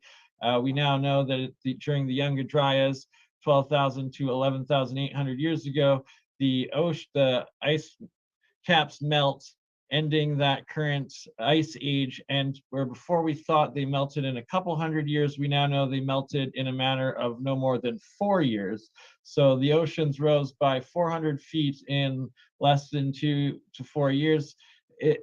Currently, human population, 85% lives along the coastline. I could not imagine what would happen now if something like that were to happen, but basically it seems like there's now consistent evidence that there was this sort of mass catastrophe reset, whether written in like through Noah's floods, now in Turkey, Göbekli Tepe, that was covered up around that same time, all sorts of these new finds, but that there was some advanced global civilization beforehand. It got wiped out, and it's left these massive ruins like the Nazca lines, the geoglyphs, and they used these pyramid structures. And it's was it just decorative and figurative, or did it actually have technological purpose in its geometry?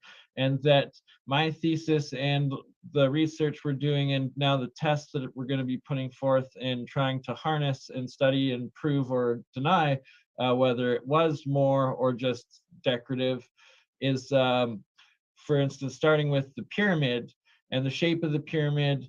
And Sam Bonovic, I believe, he's from Bosnia Herzegovina, does the Bosnian pyramids. Him and Dan Winter did a very good presentation about 2 weeks ago showing the science of how the pyramids transfer energy, use energy, or harness energy, and then other Russian studies I've seen and have been tested are showing that for agricultural purposes, that the crops are grown more bountiful within the areas, do better, and then if you store the crop in it afterwards, it lasts longer. So all these sorts of things. Oh yeah, I think there's real tangible value to some of these structures, that there's practical things going on with them. I think what I'm trying to suggest is that the artistry on them may have less to do with the practical function. That it could just be simply like, hey, I built a time machine, but I get to paint it whatever color I want. So yes, it's a time machine, but if you paint it all cool, wacky colors, which could just be hieroglyphs, the hieroglyphs might not have anything to do with what the thing is. Yes. See, and also it's that this is whatever the grand technology is, it's that it was long lost, and any of these more recent inhabitants that have gone back and rebuilt some of them, that they have no understanding of what the actual purposes were, or the technologies and stuff like that. Right. We have cars driving around on the roads, right? And they're covered with bumper stickers. Does that explain what the car is for? Right. Exactly. You know, so like we're all looking at these things. We're all looking at the bumper stickers on it, I think, and trying to figure out what it does. And we're knuckleheads. We have no context for the things in our past. Certainly not from what we were taught in school. Yeah, that is a very good point. The you context.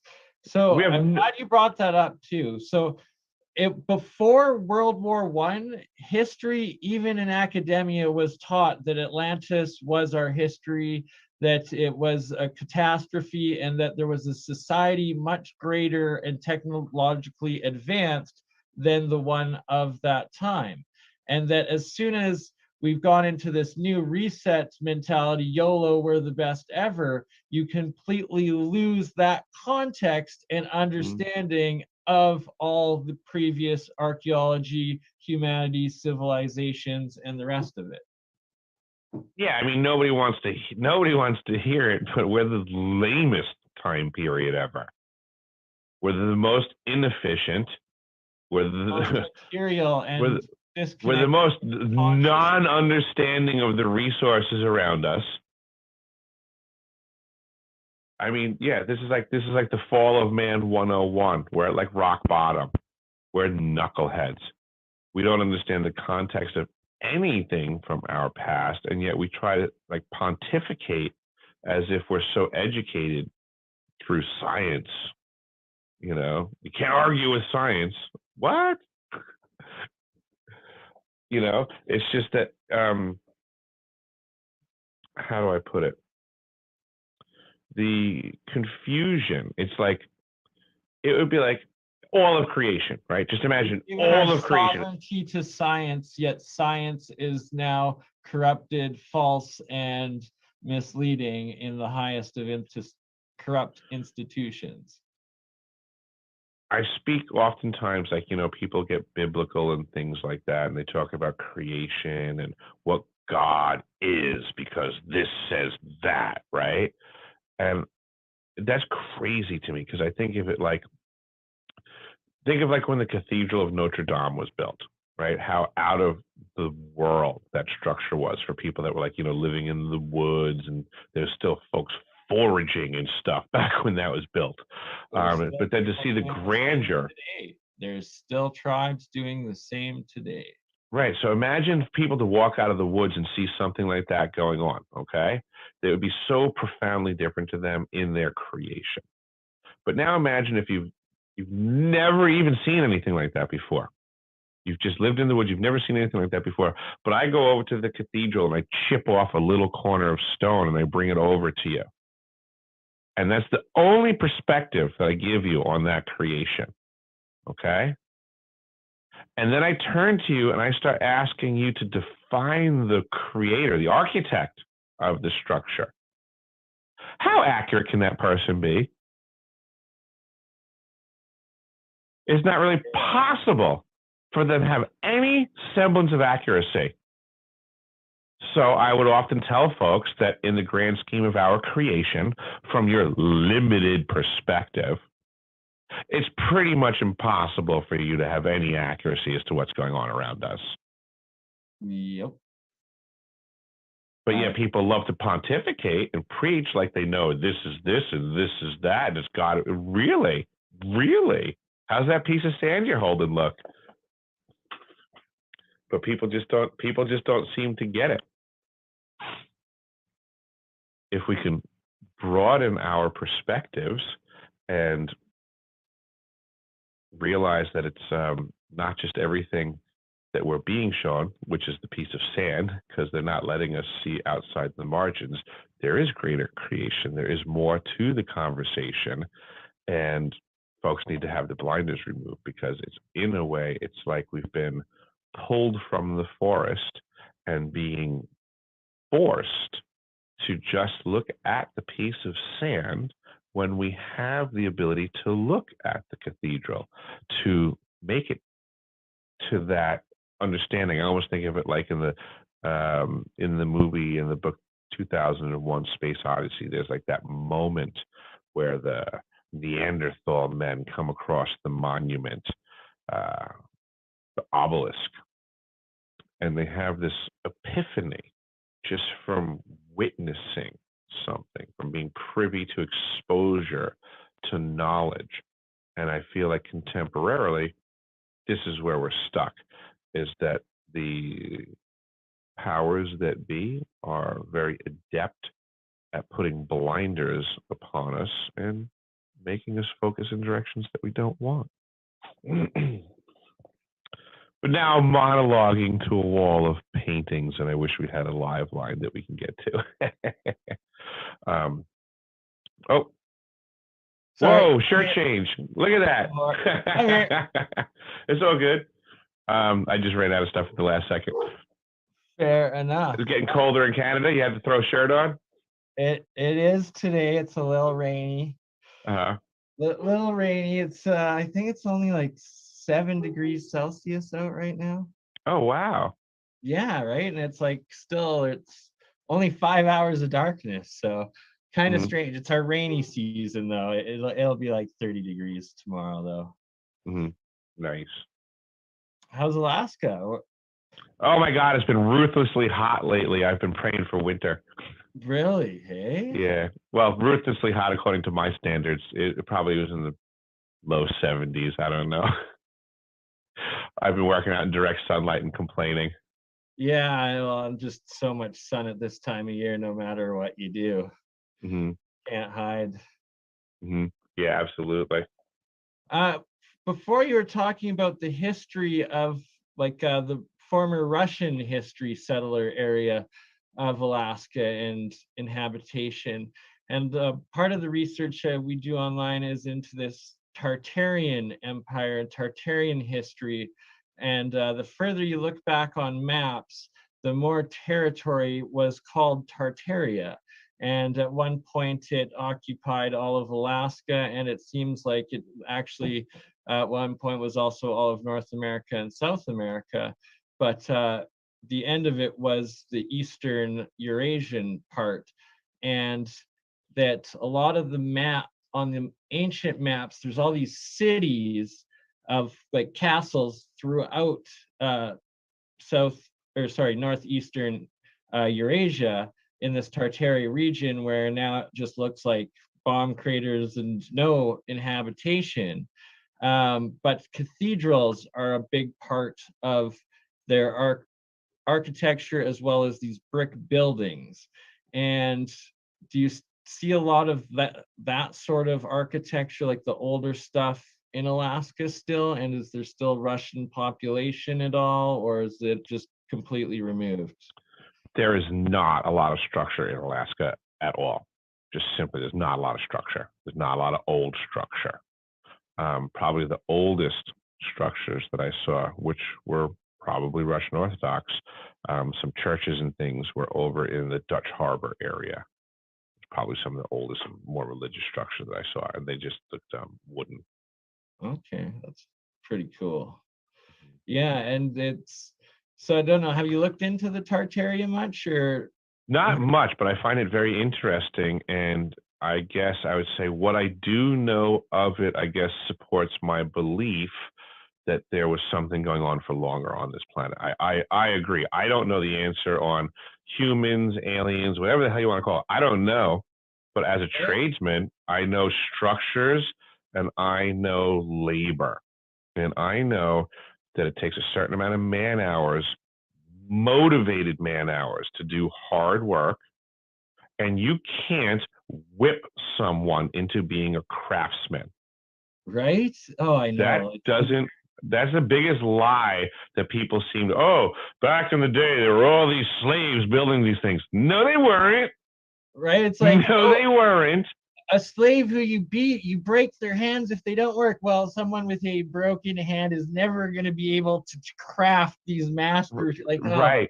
These stories are shenanigans. These structures were built by people that wanted to do it. And it's inherent in everything about the construction. It's obvious that there was caring involved in this and skill. Yep. That's not something you beat people into. So, my main science and experiments discovery has been in alchemy, electrolysis, cold fusion, and through rediscovering Isaac Newton's alchemy works and when they're translated, and then my own electrolysis experiments, recreating a lot of his transmutational states and stuff, and creating these monoatomic elements and metals and stuff. But it's that I've now started reading a lot of these ancient alchemist writings from like the 1600s and around that sort of time period. And you get a completely different picture and understanding of what they were taught, what they knew, and what they believed, and what was actually going on.